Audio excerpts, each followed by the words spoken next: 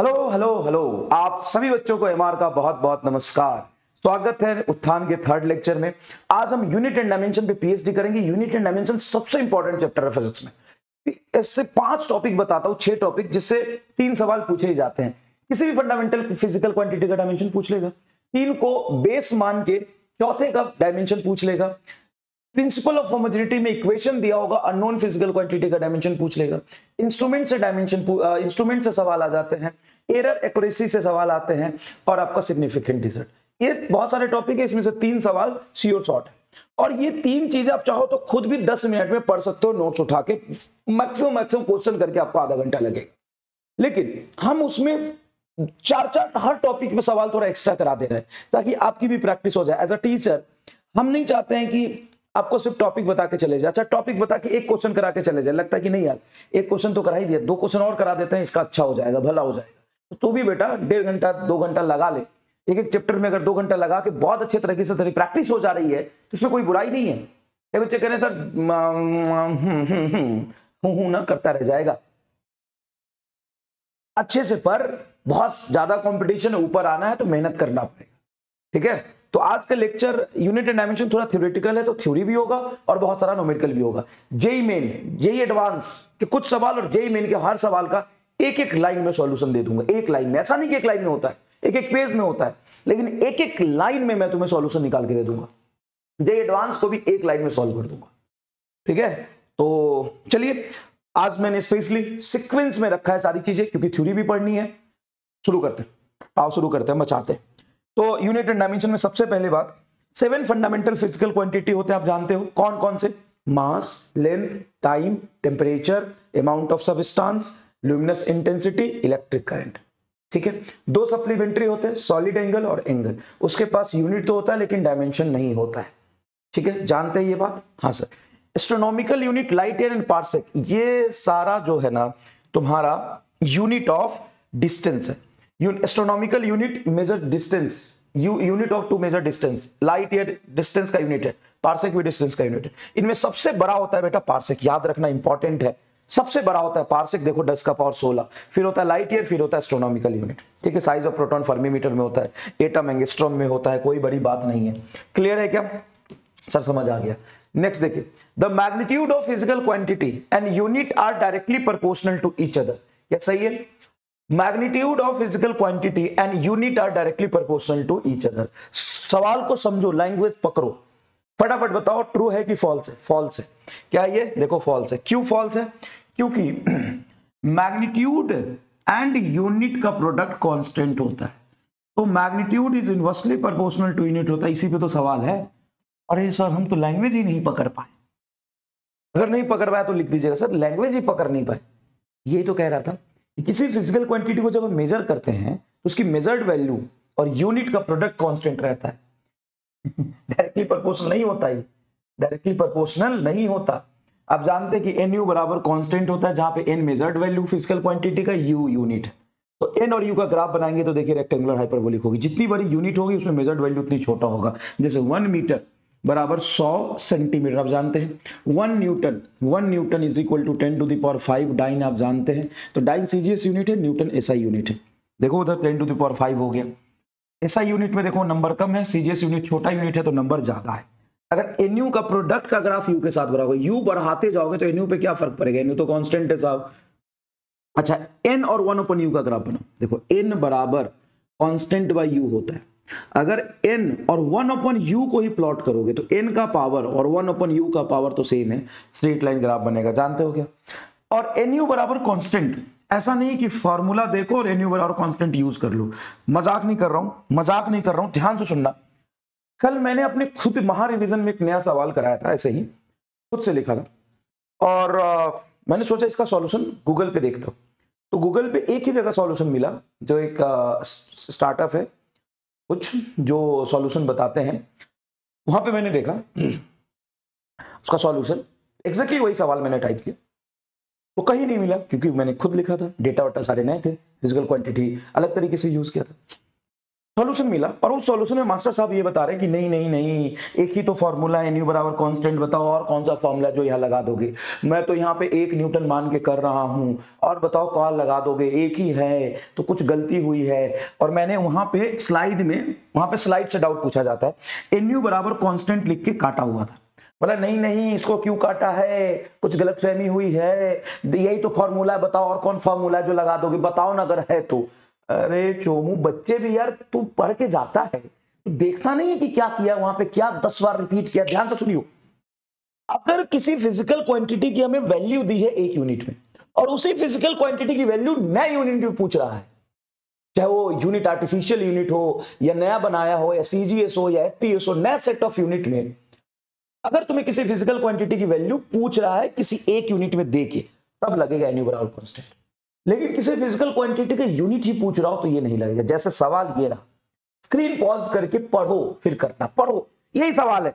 और मजाक अगर जो मैंने बातें अगर बोली है तुम्हें झूठ लग रही हो तो एक सवाल टाइप कर लेना गूगल पे, करना, चल करना, ये एक्सरसाइज 2 मिनट लगेगा, एक सवाल गूगल पर टाइप कर और इसका सॉल्यूशन देख, एक ही जगह मिलेगा और उसका सॉल्यूशन देखना मास्टर साहब क्या बता। और जेई में भी पूछा है, नीट में भी पूछा है, हर जगह पूछते हैं। न्यू सिस्टम ऑफ यूनिट, नया सेट ऑफ यूनिट बना है, new system of unit. Unit of length is 10 metre. Length का यूनिट हम 1 मीटर मानते थे एसआई में, 1 सेंटीमीटर मानते थे सीजीएस में। यह कह रहा है कि नया सेट ऑफ यूनिट बना है जिसमें 10 मीटर ही हमारा लेंथ का यूनिट है। Unit of time is 2 second. Time को हम 1 सेकेंड बोलते थे एसआई यूनिट में, सीजीएस यूनिट में हम 2 सेकेंड बोलेंगे, मतलब 2 सेकेंड एक यूनिट है, टाइम, यूनिट ऑफ टाइम। और mass is 5 kg। Then find unit of torque in new system of unit. Unit of torque in new system of unit. Screen pause, फटाफट pause कर, solve कर, Google पे जाके देख के क्या और इधर सॉल्यूशन दे। इसमें एनयू बराबर कांस्टेंट नहीं लगेगा। क्यों नहीं लगेगा? क्योंकि यहां पे टॉर्क का यूनिट पूछा है। ऐसा नहीं कि टॉर्क की वैल्यू हमें दे दी है और फिर नए सिस्टम में टॉर्क की वैल्यू पूछी है। यहां पे बोला है कि फाइंड यूनिट ऑफ टॉर्क, तो टॉर्क को लिखेंगे R cross F. R cross F करोगे तो एफ होता है बेटा केजी मीटर पर सेकेंड स्क्वायर और आर और है तो मीटर स्क्वायर। क्या यही यूनिट होता है टॉर्क का? अब मास को केजी ना बोल के 5 kg बोलेगा, तो नए सिस्टम में, ये तो ऐसा यूनिट में लिखा है, नए सिस्टम में क्या लिखेंगे, केजी डैश मीटर डैश का स्क्वायर बटा सेकेंड डैश का स्क्वायर। केजी डैश को 5 kg लिख देंगे, मीटर डैश का होल स्क्वायर तो 10, देखो मीटर को क्या मिला 10 मीटर, तो मीटर डैश हो जाएगा 10 मीटर का होल स्क्वायर। सेकंड क्या है 2 सेकंड, तो 2 सेकंड का नीचे होल स्क्वायर, माइनस था पावर तो नीचे आ गया, तो हो गया 5, 10 का होल स्क्वायर 100 बटा 4 केजी मीटर पर सेकंड स्क्वायर, तो ये यूनिट हो गया। अब बताओ टॉर्क का नया सिस्टम में क्या यूनिट मानोगे, तो ये हो गया तुम्हारा 25 125 न्यूटन मीटर, 125 न्यूटन मीटर ये रहा। तो 125 newton metre is a value of unit of torque in new system of unit. This is the unit of torque in new system of unit. एक और बात बताता हूं, सुनना बेटा, एक चीज पढ़ो कि new system of unit, unit of length आज से 10 मीटर मान लिया, यूनिट ऑफ टाइम 2 सेकेंड मान लिया और यूनिट ऑफ मास 5 kg मान लिया।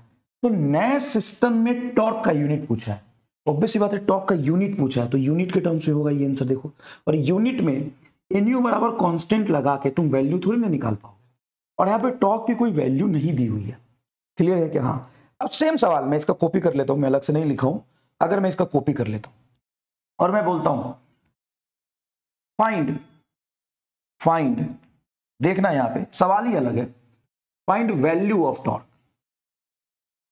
फाइंड देखना यहां, find value of torque 1 newton metre या 10 न्यूटन मीटर, 10 न्यूटन मीटर यहां पे लिखा है। Value of torque 10 newton metre in new system of unit. यहां पे मैं टॉर्क की यूनिट नहीं पूछ रहा, मैं क्या पूछ रहा हूं, टॉर्क की वैल्यू पूछ रहा हूं। अब टॉर्क की वैल्यू पूछ रहा हूं तो सबसे पहली बात जो यहां पे चेंज आएगा, एक वैल्यू है नए सिस्टम में, उसकी टॉर्क की वैल्यू क्या होगी? ऑब्वियस सी बात है वहां पे जो भी आंसर निकालोगे उसमें यूनिट नहीं होगा, आंसर नहीं होगा। तो एक नया चीज जो मैंने क्लास में भी नहीं बताया था, और अगर इस बात में तुमको फील आ जाए और मोक्ष आ जाए तो बोल देना फील एमआर स्टार, ये कमेंट जरूर करना, feel MR star, feel MR star. अगर तुम्हें आ जाए तो जब भी बेटा वो वैल्यू पूछा है 10 न्यूटन का in new system of unit, value पूछा है ना, convert the value of 10 newton metre in new system of unit, मतलब दर 10 न्यूटन मीटर का जो टॉर्क है, टॉर्क की वैल्यू 10 न्यूटन मीटर, उसका नए सिस्टम में वैल्यू बताओ। तो नए सिस्टम वैल्यू कोई यूनिट के साथ नहीं आएगा क्योंकि वैल्यू है। नए सिस्टम में 10 न्यूटन की वैल्यू नए सिस्टम में क्या होगी, नए सिस्टम में वैल्यू पूछा है तो वैल्यू तो एक नंबर के टर्म में होगा बस, उसका यूनिट नहीं आएगा। लेकिन जब यूनिट पूछेगा तो वो यूनिट के साथ आएगा ना। नहीं समझे, नहीं समझे, ये बहुत गहरी बात है। Find unit of torque in new system of unit, torque का यूनिट पूछा है तो जैसे लेंथ का यूनिट 10 के साथ मीटर है, 2 सेकेंड है, मास 5 kg है, तो यूनिट के साथ आया। तो जब आंसर होगा, ऑप्शंस होगा, तो ऑप्शन में एक नंबर और फिर उसके साथ यूनिट होगा क्योंकि टॉर्क का पूरा यूनिट पूछा है। यहां पे क्या पूछा है, value of torque, value of 10 newton metre torque in new system of unit. ऐसा यूनिट में जब टॉर्क 10 न्यूटन मीटर है तो उस टॉर्क के बराबर नए सिस्टम में उसकी वैल्यू क्या होगी, वैल्यू मतलब एक नंबर पूछेगा और नंबर ऑप्शन में यूनिट नहीं आएगा। तो जब ऑप्शन में तुम्हारा नंबर हो सिर्फ और यहां पे वैल्यू दिया हो कि इसकी वैल्यू नए सिस्टम में बताओ, तो NU बराबर कांस्टेंट लगाओगे। और अगर सिर्फ यूनिट पूछे तो सिंपल डायमेंशन है, सिंपल फॉर्मूला लिखो, इसका यूनिट लिख लो और नए सिस्टम में kg dash, metre dash, second dash की वैल्यू लिख दो बस। ठीक है, तो ऐसा यूनिट में देखो N1U1 बराबर N2U2, तुम्हें टॉर्क की वैल्यू एक यूनिट में दी हो, दूसरे यूनिट में पूछे तब ये लगाना।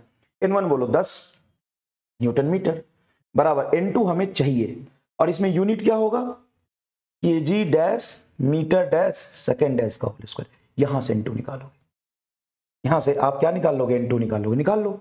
10 न्यूटन को लिख सकते हो kg मीटर स्क्वायर पर सेकंड स्क्वायर, यही आएगा सॉल्व करके।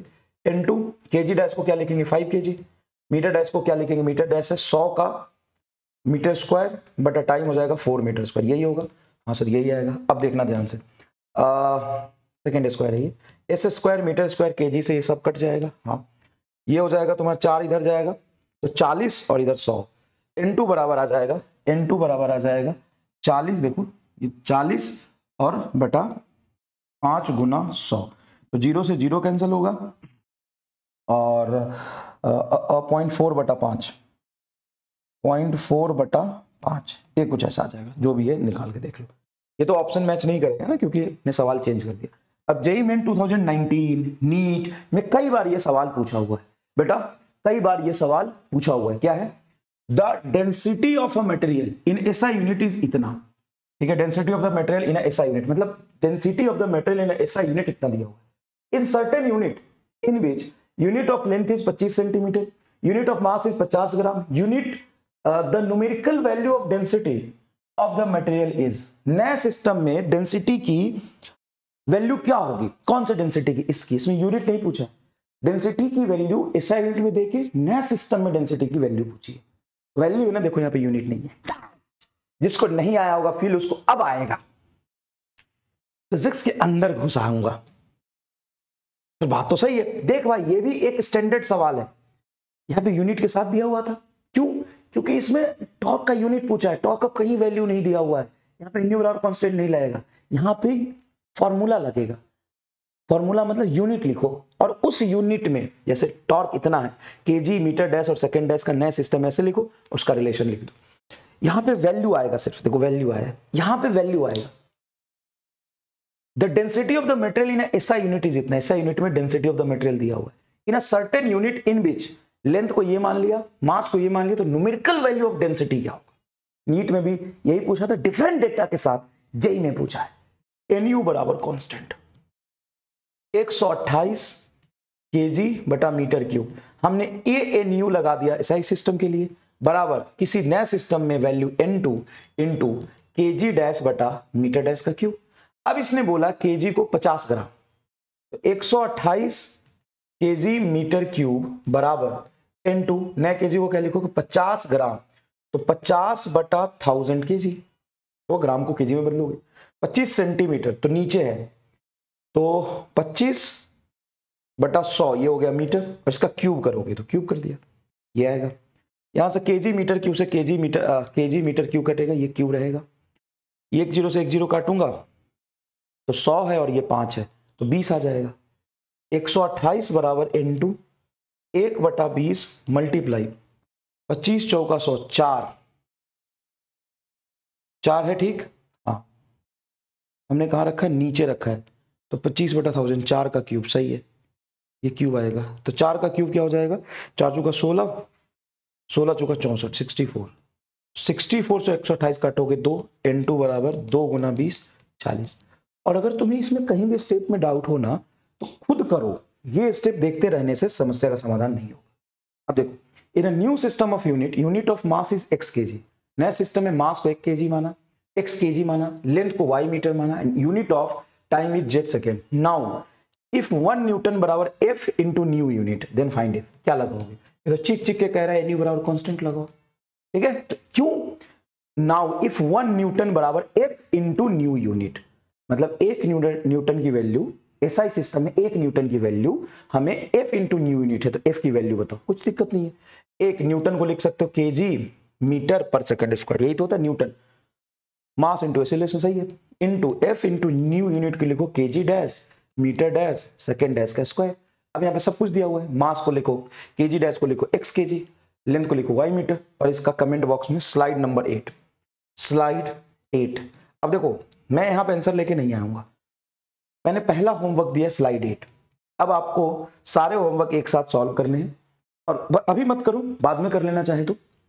और कमेंट बॉक्स में जितने होमवर्क मैंने दिए होंगे 10 या 15, एक एक करके कमेंट करके आपको कमेंट करना। जैसे मान लो कि स्लाइड 8 आंसर इतना, स्लाइड 9 आंसर इतना, स्लाइड 15 आंसर इतना, स्लाइड 24 आंसर इतना, ठीक है ना, ये करना है।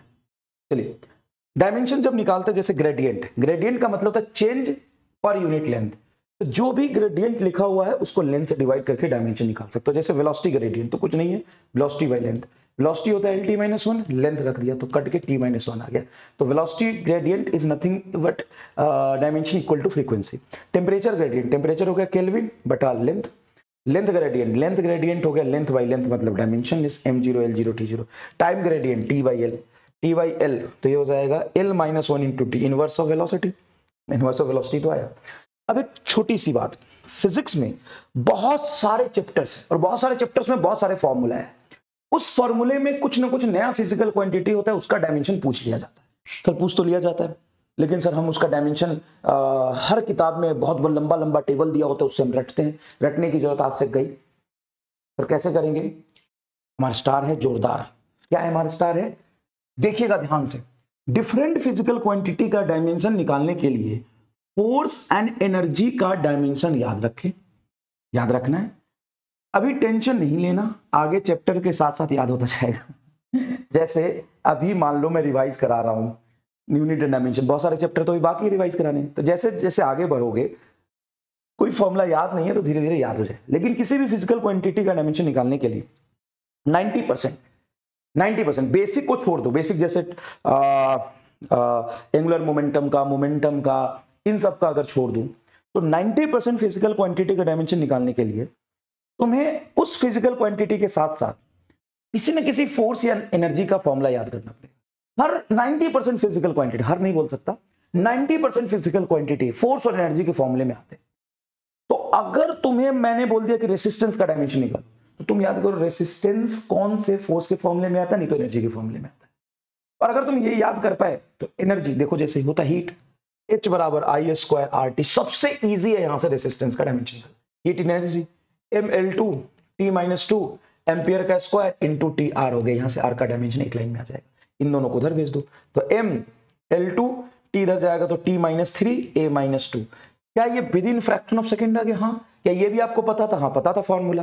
क्या डायमेंशन याद था? नहीं। निकाल पाओगे? यस। तो मैं यही कह रहा हूं। तो अब मैं डायमेंशन कैलकुलेट करके नहीं दिखाऊंगा, कैलकुलेट तो तुम खुद कर लोगे। मैं तुम्हें दिखाऊंगा डिफरेंट फिजिकल क्वांटिटी किस तरीके से फोर्स एनर्जी के फॉर्मूले में आती है, ये तो दिखा दूं। जैसे यूनिवर्सल ग्रेविटेशनल कांस्टेंट F बराबर G m1m2/r², यहां से G का डायमेंशन एक लाइन में आएगा। सर कैसे आएगा? देखो ये G बराबर फोर्स है, हाँ फोर्स है, ये डिस्टेंस का स्क्वायर मल्टीप्लाई होगा तो L², और ये m इंटू m स्क्वायर नीचे चला जाएगा तो m का पावर 2, यही तो कैपिटल G है। तो कैपिटल G का डायमेंशन क्या आ जाएगा? m l t-2 होता है फोर्स, और L2 है तो L का पावर 3 बटा m स्क्वायर। इसे m स्क्वायर को ऊपर ले जाओगे तो m का पावर -1 L3t-2 ये आ गया कैपिटल G का।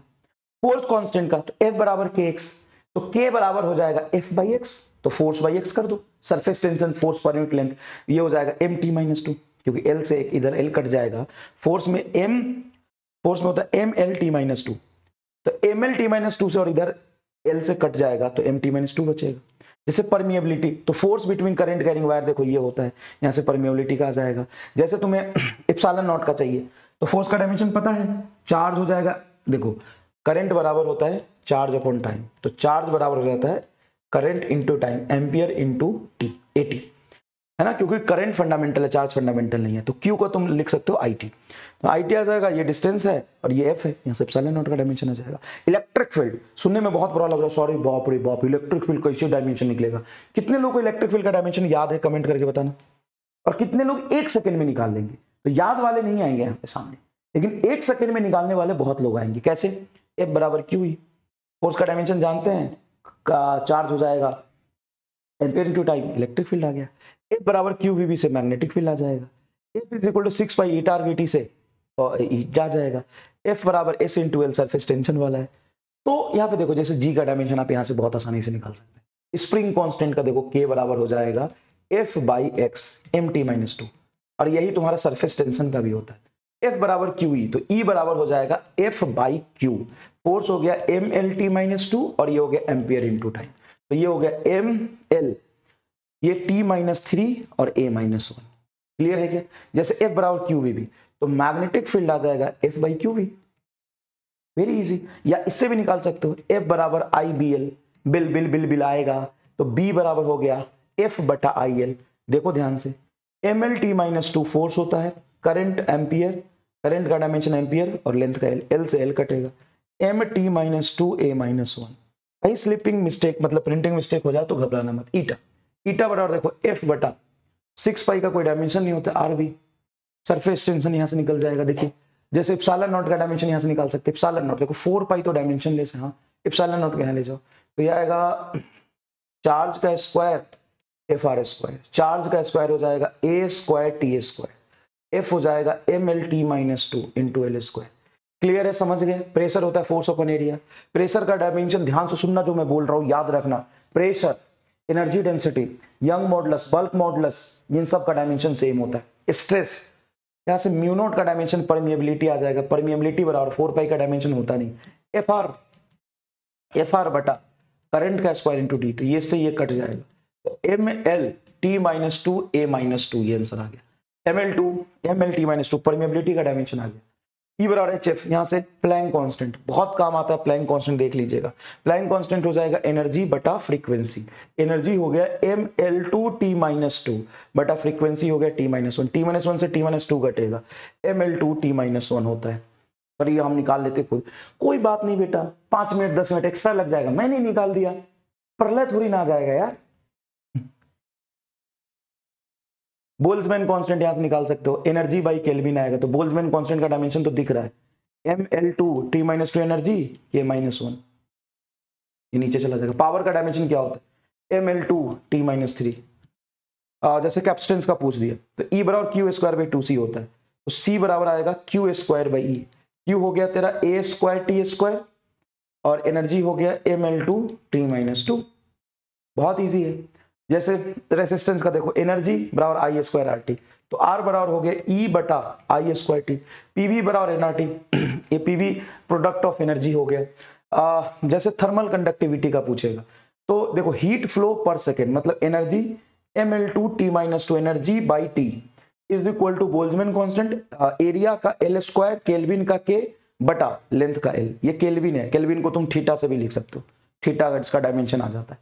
तो यहां से डायमेंशन निकाल लो, ये K का, ये L से L स्क्वायर कटेगा, L आएगा, फिर सॉल्व कर लो, K का डायमेंशन आ गया। थर्मल कंडक्टिविटी, इंडक्टेंस E बराबर Li स्क्वायर, यहाँ से L बराबर हो जाएगा एनर्जी का एनर्जी बटा आई स्क्वायर, U बराबर energy stress multiply strain, strain तुम्हारा डायमेंशन लेस होता है, स्ट्रेस और एनर्जी डेंसिटी का डायमेंशन प्रेशर के बराबर होगा, प्रेशर कितना हो जाएगा ml-1t-2। कैसे सर, ये तो नहीं समझ में आया? अरे एनर्जी होता है ml2t-2 और तुम डिवाइड कर दोगे एनर्जी डेंसिटी मतलब वॉल्यूम से, तो यही आएगा। स्ट्रेस बराबर गामा इंटू स्ट्रेन होता है। क्लियर, समझ में आ रहा है?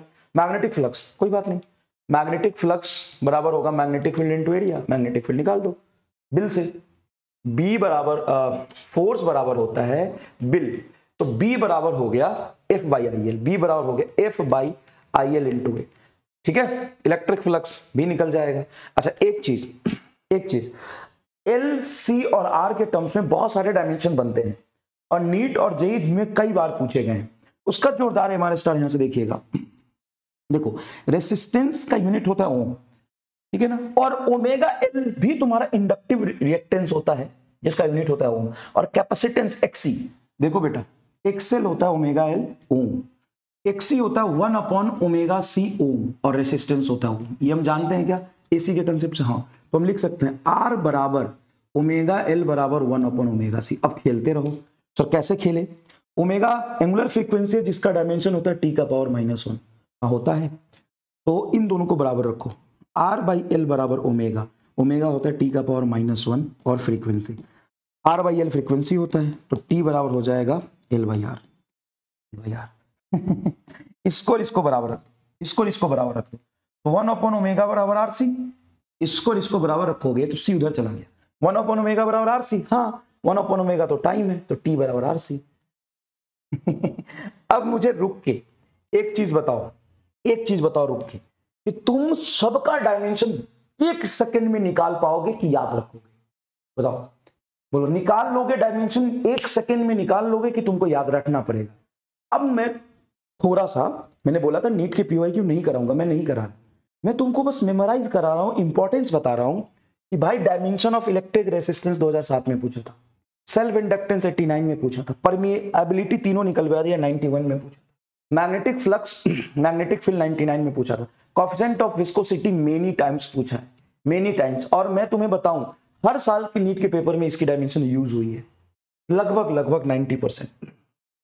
डायमेंशन फॉर्मूला ये बेटा बस ऐसे ही दे दिया मैंने, इसको मेमोराइज करने की जरूरत नहीं है। जैसे इलेक्ट्रिक पोटेंशियल क्या होता है, पोटेंशियल एनर्जी पर यूनिट चार्ज, यही तो होता है इलेक्ट्रिक पोटेंशियल। ग्रेविटेशनल पोटेंशियल होता है पोटेंशियल एनर्जी पर unit mass, capacitance, permittivity, angular momentum क्या होता है, मोमेंटम इनटू लेंथ, मोमेंटम होता है तेरा ml t-1, mass into velocity, momentum into l, तो ये हो जाएगा ml2 t-1, ये प्लैंक कांस्टेंट के डायमेंशन के बराबर आता है। लेटेंट हीट बराबर ml, l है तेरा लेटेंट हीट, तो l बराबर हो गया q/m, एनर्जी बटा मास, ठीक है, क्लियर है।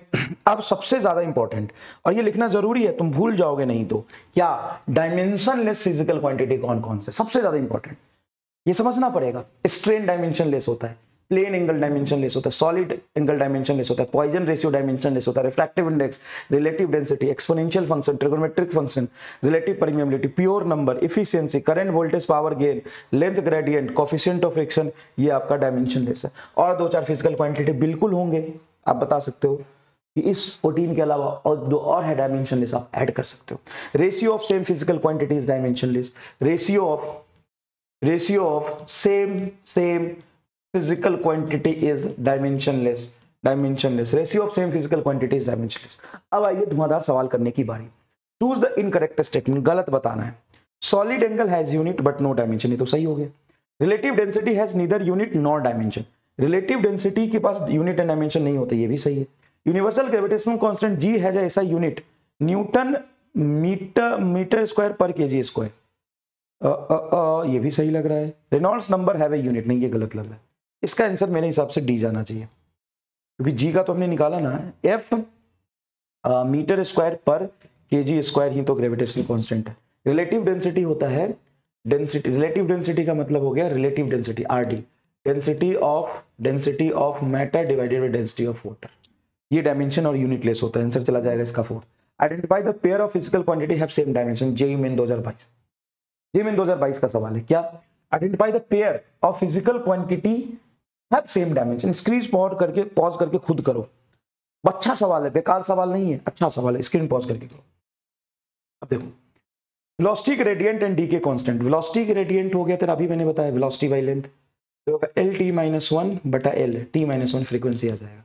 और डीके कांस्टेंट क्या होता है, तो rate of decay dN/dt is equal to lambda n। Chemistry में पढ़ना ही है, तो वो फिजिक्स हटा दिया तो नहीं पूछेगा, तो केमिस्ट्री में पढ़ना है, मैं बता दूं, तो डायमेंशन पूछ सकता है लैम्डा, तो n से n तो कट जाएगा, तो लैम्डा इज 1/t, मतलब टी का पावर -1, दोनों का डायमेंशन सेम है।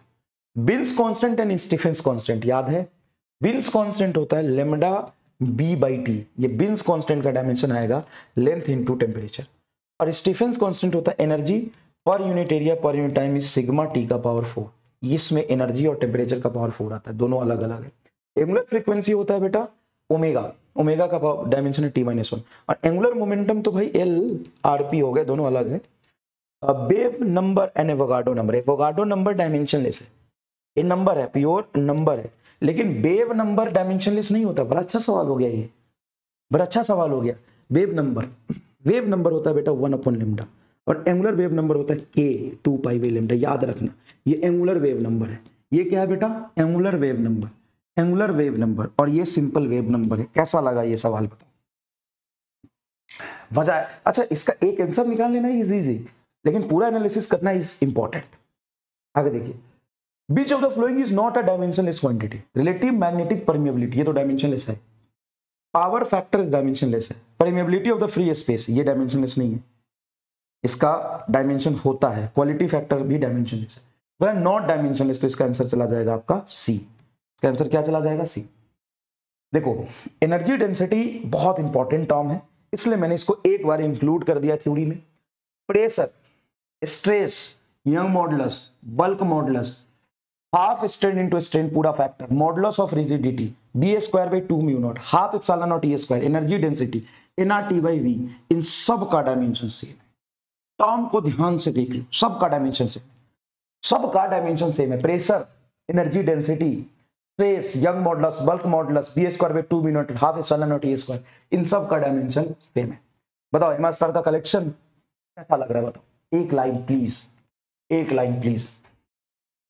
डायमेंशनली एडिशन सब्ट्रैक्शन को इक्वल लेके सॉल्व करते हैं, डायमेंशनली एडिशन एंड सब्ट्रैक्शन को इक्वल लेके सॉल्व करते हैं। जैसे ये बहुत बड़ा एमआर स्टार है, क्या? जैसे कोई तुम्हारा एक्सप्रेशन है बेटा, कोई तुम्हारा एक्सप्रेशन है, जैसे मान लो कि f बराबर 80 - bx + c²। अब तुम्हें a, b और c का डायमेंशन निकालना है। ये ऐसे सवाल नीट में आए, जेई में आए, बार बार आए, तुम्हें डायमेंशन निकालना है। तो मेरा एमआर स्टार क्या कहता है? मेरा एमआर स्टार क्या कहता है कि देखो, प्लस माइनस में कोई भेदभाव मत करो डायमेंशन। दो फिजिकल क्वांटिटी का डायमेंशन सेम है, तभी आप उसको ऐड या सब्ट्रैक्ट या कंपेयर कर सकते हैं। प्रोडक्ट और डिवाइड करने के लिए डायमेंशन सेम होना जरूरी नहीं है, लेकिन ऐड, सब्ट्रैक्ट और डिवाइड तभी कर सकते हैं जब डायमेंशन सेम हो। तो यहाँ पे देखिए, ये कह रहा है मास्टर कि डायमेंशन सेम होता है सब्ट्रैक्शन और एडिशन में, तो डायमेंशनली सबको बराबर लिख सकते हैं। f बराबर 80 बराबर bx बराबर c²। सर ऐसे तो c² बराबर f होगा तो c√f हो गया, हाँ खत्म। इसको इससे बराबर कर दो t आ जाएगा, इसको इसके साथ बराबर कर दो b आ जाएगा, इसको डायरेक्ट f के बराबर कर दो c आ जाएगा। और किसी भी डायमेंशनल फंक्शन को या क्वांटिटी को एक लिख सकते हैं, क्यों? क्योंकि डायमेंशनलेस चीजें कोई है तो उसका डायमेंशन होता है m0 l0 t0, और डायमेंशन का मतलब होता है फंडामेंटल फिजिकल क्वांटिटी का पावर। तो जब फंडामेंटल फिजिकल क्वांटिटी का पावर 0 है तो किसी का भी पावर 0 1 होता है। तो किसी भी इक्वेशन में कोई डायमेंशनलेस टर्म है उसको 1 लिख देना, मजा आ जाएगा। क्लियर? जेईई मेन 2020 का सवाल है, क्या कह रहा है? बहुत बढ़िया सवाल बनाने की कोशिश करा। क्या? देखो, a quantity x is given by, quantity x is given by I f v² बटा WL का पावर 4, जहां पे I आपका मोमेंट ऑफ इनर्शिया है, तो ठीक है, मोमेंट ऑफ इनर्शिया ml² होता है। फोर्स है, F फोर्स है, तो ये हो जाएगा ml t-2। वेलोसिटी है तो वेलोसिटी हो जाएगा L2 t-2 बटा W क्या है? वर्क, एंड L है लेंथ, तो W वर्क हो जाएगा ml2 t-2 और L का पावर 4। अब बोला है कि इसका डायमेंशन किसके बराबर आएगा? सोचो, क्या जोरदार सवाल है। करो स्क्रीन पॉज और एक बार करो फटाफट। अब देखो, तुम्हारा m से m कट जाएगा तो सर ऊपर एक m बचेगा, वेरी गुड। l² और l² से l² कटेगा, और l से l का पावर 4 है तो l3 कटेगा, ऊपर जाएगा तो l का पावर -3 आ जाएगा। t-2 से t-2 कटेगा तो t-2 बचेगा। क्लियर है क्या? अच्छा, एक l² यहां भी है भाई साहब, ये l² है तो ये l3, तो l का पावर 1 तो l का पावर -1, तो m l का पावर -1 t का पावर -2। एनर्जी डेंसिटी देख लो, एनर्जी डेंसिटी यही तो होता है। एनर्जी हो गया ml2 t-2 और डेंसिटी मतलब वॉल्यूम L3, ये कट के l-1 आएगा, ml -1 t-2। Energy density third answer match कर रहा है। ये बढ़िया सवाल है, हालांकि AIPM ठीक है लेकिन फिर भी मैंने लिया है, एक बार खुद कर लो। Which of the following 5 physical parameters have the same dimension? ये होमवर्क है तुम्हारा, स्लाइड 28। तो भाई 10 स्लाइड में एक होमवर्क तो दे ही सकता हूं ना, तो मुश्किल से 10 होमवर्क मिलेंगे। चलो ये जेईई मेन का सवाल है, इसको करते हैं। Match the list 1 with list 2। Screen pause करो, अटेम्प्ट करो, लिस्ट 1 और लिस्ट 2 को मैच करो, बहुत ईजी है। जैसे coefficient of viscosity surface tension, तो सरफेस टेंशन होता है फोर्स बाय लेंथ, तो mt-2 आएगा, बी का mt-2 आएगा, mt-2, बी का चौथा, बी का पहला गलत है, बी का दूसरा गलत है, बी का तीसरा गलत है, बी का चौथा सही है, डी आंसर आएगा, यहाँ डी लिखा हुआ है। ये तो कॉमेडी हो गया। और मैं तुम्हें बताऊं तो जेई का पूछा हुआ सवाल है ये, जेई 23 का, मतलब ये कॉमेडी हो गया कि नहीं हो गया बताओ? जेई कॉमेडी हो गया, बोलो ये हैशटैग चाहिए मुझे आज, जेई कॉमेडी हो गया। अब पूरा पूरा पढ़ लेता, अब अभी नहीं, अगर जेई एडवांस एक लाइन में करके दिखाऊंगा, अभी नहीं, अभी कोई कमेंट नहीं करेगा, पूरा पढ़ भाई। जेई कॉमेडी हो गया, जेई कॉमेडी हो गया। अभी देख, अभी तो देख, इधर देख, ये जेई मेन 2022 है ना, देख torque stress latent heat power, तो पावर तेरा होता है स्ट्रेस, चल स्ट्रेस होता है फोर्स अपॉन एरिया, मतलब न्यूटन पर मीटर स्क्वायर, हाँ न्यूटन पर मीटर स्क्वायर। तो बी का हो गया चौथा न्यूटन पर मीटर स्क्वायर, बी का हो गया चौथा, बी का हो गया एस, बी का हो गया, बी का क्यू, बी का एस सही है, बी का पी, बी का आर। अरे भाई साहब, अरे फिलहाल यार एक आ रहेगा क्या, torque torque torque newton metre, हाँ कॉमेडी हो गया भाई, जेई मेन तो कॉमेडी हो गया, पूरा मान जाएंगे जेई वाले, कॉमेडी हो गया। डी का पी, डी का पी, डी का पी, डी पावर है, तो न्यूटन मीटर तुम्हारा क्या हो जाएगा, वर्क पर यूनिट टाइम पावर, सही है, जेई कॉमेडी हो गया। Which of the following pair have the same dimension formula, bulk modulus and energy density same dimension formula होता है, ये सभी पढ़ा है। लेटेंट हीट एंड वेलोसिटी का स्क्वायर, लेटेंट हीट क्या होता है, Q बराबर ml, और Q हो गया ml2T-2 इंटू m, और ये लेटेंट हीट L अलग है, ये एक कैपिटल L है लेटेंट हीट, m से m कट गया तो L2T-2, L2-1 का स्क्वायर, वेलोसिटी का स्क्वायर, सही है रे। Specific heat and latent heat नहीं अलग होता है, Q बराबर mst होता है, ये specific heat, latent heat ml होता है, अलग आएगा। तो both A and B is answer, D आएगा तुम्हारा आंसर। अच्छा सवाल था ये, बताओ तुम ही बताओ, अच्छा सवाल था कि नहीं। वर्क बराबर torque is dimensionally correct but not physically, work बराबर टॉर्क, तो वर्क होता है फोर्स इंटू लेंथ और टॉर्क होता है आर क्रॉस एफ, तो ये डायमेंशनली तो सेम है बट नॉट फिजिकली सेम नहीं, सही तो है, ये करेक्ट है। डायमेंशनली तो डायमेंशन सेम है, दो फिजिकल क्वांटिटी का अगर डायमेंशन सेम है तो फिजिकली सेम हो जरूरी नहीं है। Dimensional correctness of an equation ensure it's physical correctness, नहीं, ये गलत है, does not ensure. Dimensionally correct है तो बेस है, फिजिकली करेक्ट हो भी सकता है, नहीं भी हो सकता है, तो ये गलत है, पहला आपका सही है। तो A is true but R is false, सी आना चाहिए, इसका आंसर नहीं है क्या, सी आना चाहिए। Dimension 1/μ0 should be equal to, ये बताओ, ये तुम्हारा होमवर्क है, हालांकि आसान है, हम कर लेते हैं। μ0 बराबर होगा, इसका रूट बराबर होगा C, तो रूट को उधर ले जाओगे तो 1/μ0 हो गया C² मतलब L2T-2, तो ये होगा L² बटा T², सी आंसर आ जाएगा। पहले नेक्स्ट देखिए, जेईई मेन 2021 क्या सवाल है उसको समझना पहले। ELMG denoted the quantity energy, E for energy, L for angular momentum, M for mass and G for gravitational constant. Then dimension of P in the format is P बराबर E L² M का power 5 G², ये dimension क्या होगा पूछा है। एक minute रुक के मुझे बताओ, ये बहुत मुश्किल सवाल है क्या, नहीं अभी तक जैसा हमने पढ़ा हुआ है सही सवाल है क्या। एनर्जी का डायमेंशन लिख दो, लेंथ का लिख दो, मास का लिख दो, जी का लिख दो, ये सब यहाँ पे पुट कर दो। एनर्जी का तुम नहीं जानते हो, ml2T-2 आएगा, हाँ सर हम कर लेंगे। होमवर्क स्लाइड 34 जेई का सवाल है, और जेई कॉमेडी हो गया कि नहीं बताओ।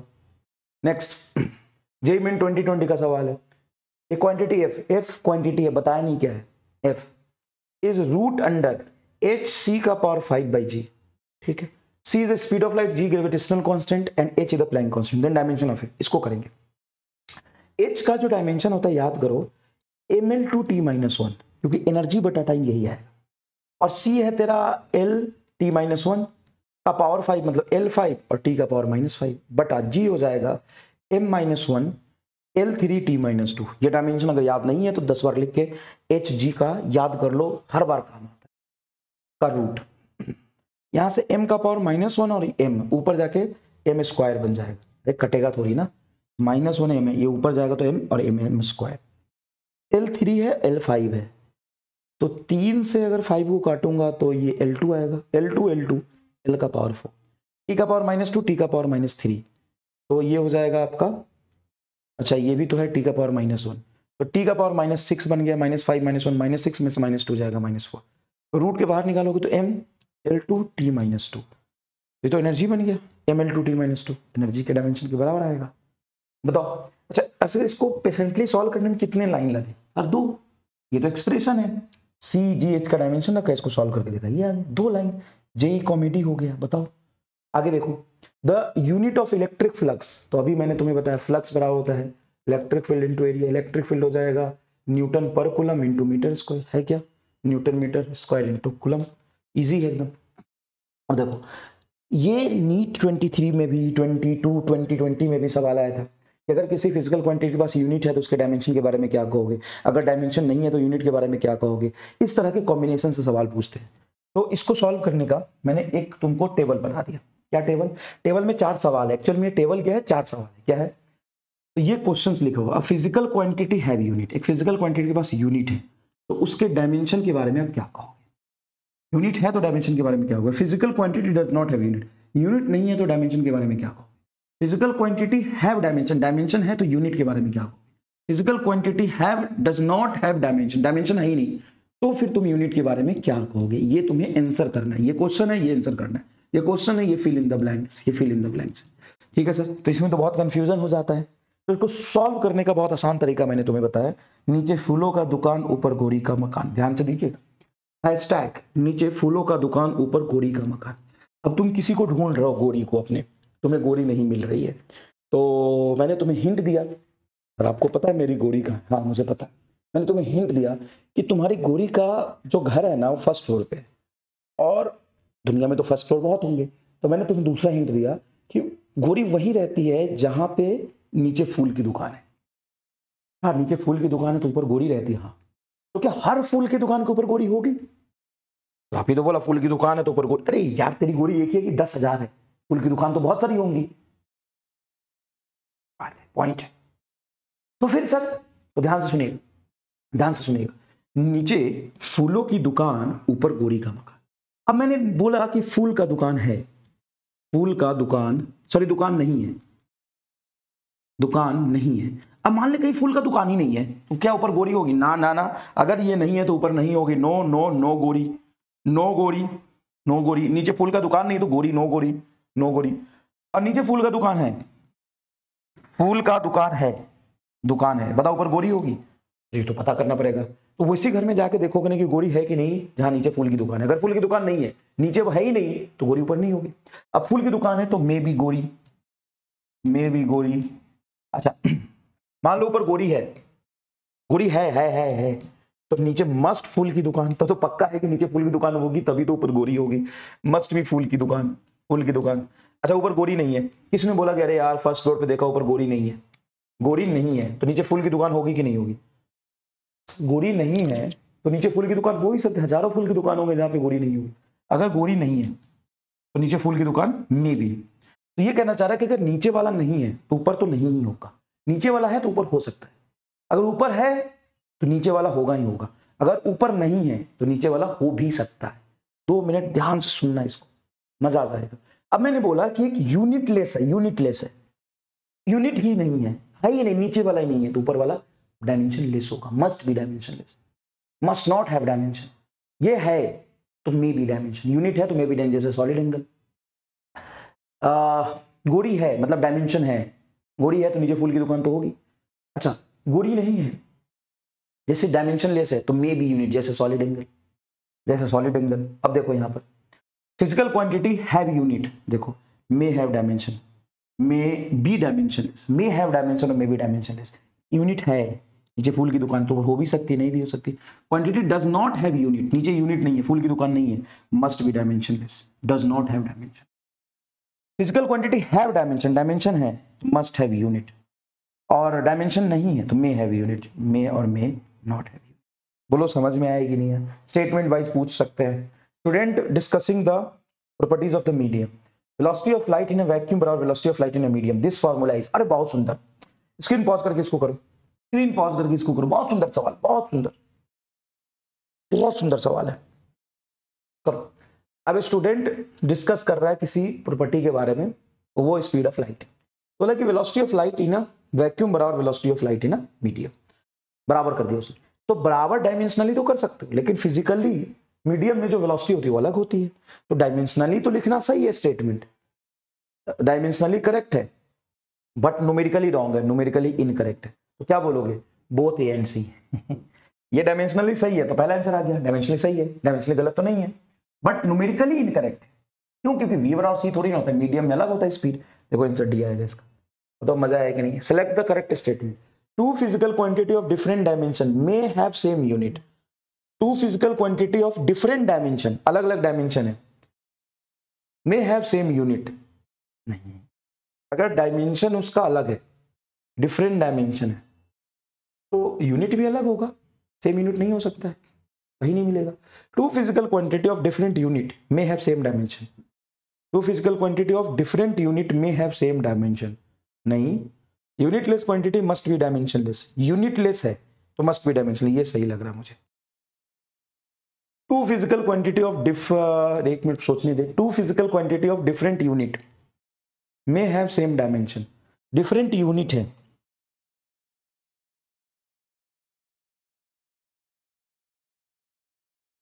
ये सही हो सकता है। कैसे? एग्जांपल देता हूं। Two physical quantity of different unit may have same dimension, जैसे सॉलिड एंगल एंड एंगल। तो एंगल का यूनिट क्या होता है, रेडियन, और सॉलिड एंगल का क्या होता है, स्टीरेडियन। दोनों का यूनिट डिफरेंट है, हाँ, डायमेंशन तो सेम है, m0 l0 t0। ये भी तो एक डायमेंशन हुआ ना सर, डायमेंशन लेस है।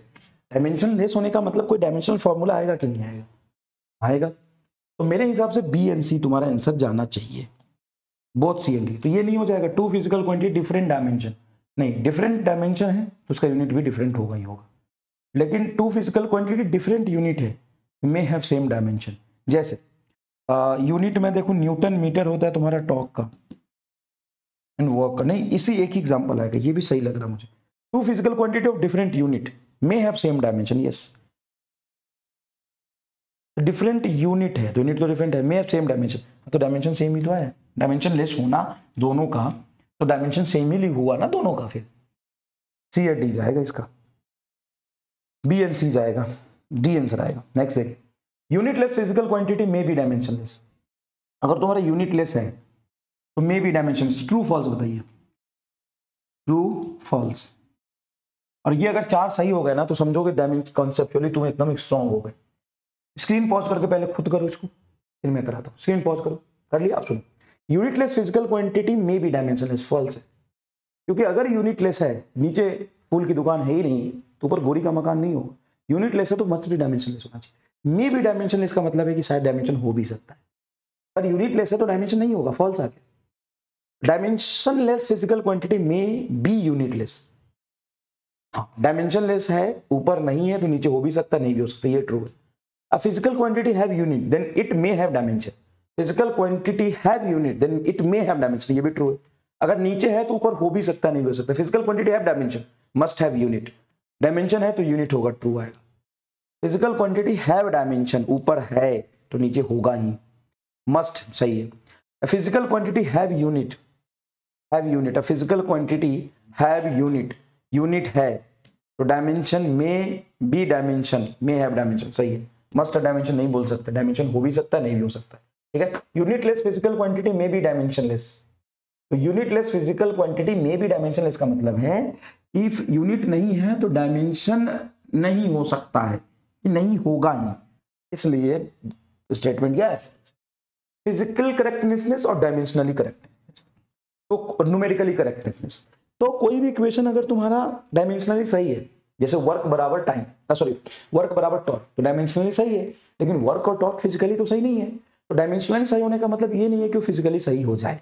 जैसे एस बराबर यूटी प्लस 3/2 AT स्क्वायर, क्या डायमेंशनली सही है? हाँ 200%। देखो डिस्प्लेसमेंट वेलोसिटी इनटू टाइम होता है, AT स्क्वायर होता है, डायमेंशनली सही है।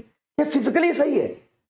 नहीं सर, फिजिकली सही नहीं है, क्योंकि 3/2 तो नहीं आता, हाफ होता है। तो यहां भी नीचे फूलों की दुकान ऊपर गोरी का मकान दौड़ के लगेगा। कैसे? अगर कोई इक्वेशन तुम्हारा न्यूमेरिक डायमेंशनली सही है तो फिजिकली सही हो, ये जरूरी नहीं है।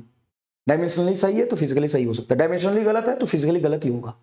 डायमेंशनली ही गलत हो गया तो फिजिकली कैसे सही करोगे? डायमेंशनली गलत इक्वेशन कभी फिजिकली सही नहीं हो सकता। अगर तुम्हारा फिजिकली सही है तो पक्का डायमेंशनली सही होगा, अगर फिजिकली गलत है तो डायमेंशनली सही भी हो सकता है। Equation is dimensionally wrong, dimensionally wrong है तो फिजिकली रॉन्ग होगा, मस्ट बी फिजिकली रॉन्ग। अगर equation is dimensionally correct, dimensionally भी तो करेक्ट है लेकिन फिजिकली करेक्ट हो भी सकता, नहीं भी हो सकता। देखो मे और may not. Equation is physically wrong, equation अगर फिजिकली रॉन्ग है, जैसे फिजिकली रॉन्ग है, डायमेंशनली सही हो सकता है, मे बी डायमेंशनली करेक्ट। अगर तुम्हारा इक्वेशन फिजिकली करेक्ट है तो डायमेंशनली मस्ट करेक्ट होगा, must be dimensionally correct. X nth बराबर u plus a by 2 into 2n-1, ये डायमेंशनली सही है कि नहीं? एकदम सही है, 200%। कई लोग इसको बोलते हैं डायमेंशनली गलत है, लेकिन नहीं है। क्यों? क्योंकि ये फिजिकली सही है। आप किताब में पढ़ते हो, इससे सवाल करते हो, मतलब सही है न्यूमेरिकली फिजिकली, तो डायमेंशनली भी सही होगा। कोई इक्वेशन अगर न्यूमेरिकली और फिजिकली सही है, फिजिकली सही है, ऊपर है तो नीचे वाला होगा ही, ऊपर अगर नहीं है तो नीचे वाला हो सकता है, और नीचे है तो ऊपर हो सकता है, नीचे नहीं है तो ऊपर नहीं होगा। क्लियर कट मैसेज है एकदम, ठीक है। टाइम पीरियड, टाइम का डायमेंशन देखो, ये मैंने बताया L/R RC रूट LC, इसका तुम्हें लॉजिक भी मैंने बता दिया हुआ है, ये तो हो गया। Force is not added with pressure, हाँ सही है, force is not added with pressure, क्योंकि फोर्स और प्रेशर का डायमेंशन अलग है तो ऐड नहीं कर सकते। Quantity having different dimension are not added और सब्ट्रैक्ट, एकदम सही है, तो इसका हो जाएगा करेक्ट एक्सप्लेनेशन के साथ A, both A and R is correct and also correct explanation. Consider physical quantity A B related as, अब ये सवाल देखो, ये तुम्हारा प्रिंसिपल ऑफ होमोजेनिटी की सेम डायमेंशन वाले फिजिकल क्वांटिटी को ऐड और सब्ट्रैक्ट कर सकते हैं। अब ये सवाल एग्जाम में पूछे जाते हैं। Consider two physical quantity A and B related each other as E बराबर बी माइनस एक्स स्क्वायर बटा A into T, where E X and T have dimension of energy length and time, then dimension of A into B is. एकदम fresh नया सवाल तुम्हारे लिख के लाया हूं, ए इंटू बी का डायमेंशन क्या हो। स्क्रीन पॉज करके थोड़ा करो, सुनो मैं जो कह रहा हूं, कान नाक मुंह सब खोल के सुनना। सर कहो सुनेंगे। सबसे पहली बात देख, यहाँ पे माइनस है तो इक्वल टू डिवीजन को छोड़, दो फिजिकल क्वांटिटी को तभी सब्ट्रैक्ट कर सकता है जब दोनों का डायमेंशन सेम रहा। मतलब b का डायमेंशन तेरा आ गया एक्स स्क्वायर, मतलब l का पावर 2, दैट्स इट। तो जो b का डायमेंशन है वही b माइनस एक्स स्क्वायर का बनेगा। b है एक्स स्क्वायर का डायमेंशन, एक्स स्क्वायर का डायमेंशन माइनस एक्स स्क्वायर बराबर एक्स स्क्वायर। वे लेंथ के स्क्वायर में से लेंथ का स्क्वायर घटेगा, लेंथ का स्क्वायर आएगा। सर मतलब ये हुआ कि e बराबर तुम लिख सकते हो x square by A T. हाँ सर, तो a ऊपर चला जाएगा तो ये आ जाएगा x square by E T, x square by E T. ये आ गया, ये आपका a आ गया और ये b है, तो a b हो जाएगा आपका L square into L square x square, मतलब एल स्क्वायर बटा m L2 t minus 2 into T. का डायमेंशन मैच करा लो, b आ जाएगा। नेक्स्ट देखो, जेई मेन 2024 है, क्या है? फोर्स F बराबर ए x square plus B T का power half, where X is distance, T is time, then dimension of B square by A. तो मैंने तुम्हें क्या बोला था कि कोई इक्वेशन है, एक बात दिमाग में रख लेना, कोई इक्वेशन है, अगर मुझे उसमें डायमेंशनली कोई फिजिकल क्वांटिटी का डायमेंशन फाइंड करना है, अगर कोई इक्वेशन है और मुझे फिजिकल क्वांटिटी का डायमेंशन पता करना है, आपको क्या करना है कि प्लस माइनस सबको बराबर कर दो डायमेंशनली, और कोई डायमेंशन लेस है तो उसको 1 लिख देना। अब F बराबर ए एक्स स्क्वायर बराबर बी टी का पावर हाफ, तो A आ गया तेरा F बटा एक्स स्क्वायर और B आ गया तेरा F बटा टी का पावर हाफ, बस। बी स्क्वायर बाई ए बोला है, हाँ तो b square by a, b square क्या हो जाएगा? एफ स्क्वायर बटा टी, बी है, और ए स्क्वायर क्या हो जाएगा? सिंपल ए क्या हो जाएगा? नीचे एफ बटा एक्स स्क्वायर ही आएगा। एफ से एफ स्क्वायर काटोगे, एफ का मतलब एम एल टी माइनस 2 और एल स्क्वायर बाई टी, तो जाएगा एम एल 3, ये टी ऊपर जाएगा t minus 3, M L 3 T minus 3 कुछ है, M L 3 T minus 3, A is your answer. सोचो बताओ, जे मेन कॉमेडी हो गया कि नहीं हो गया? देखो 2 लाइन का कैलकुलेशन है, तुम कर पाओगे कि नहीं कर पाओगे बताओ।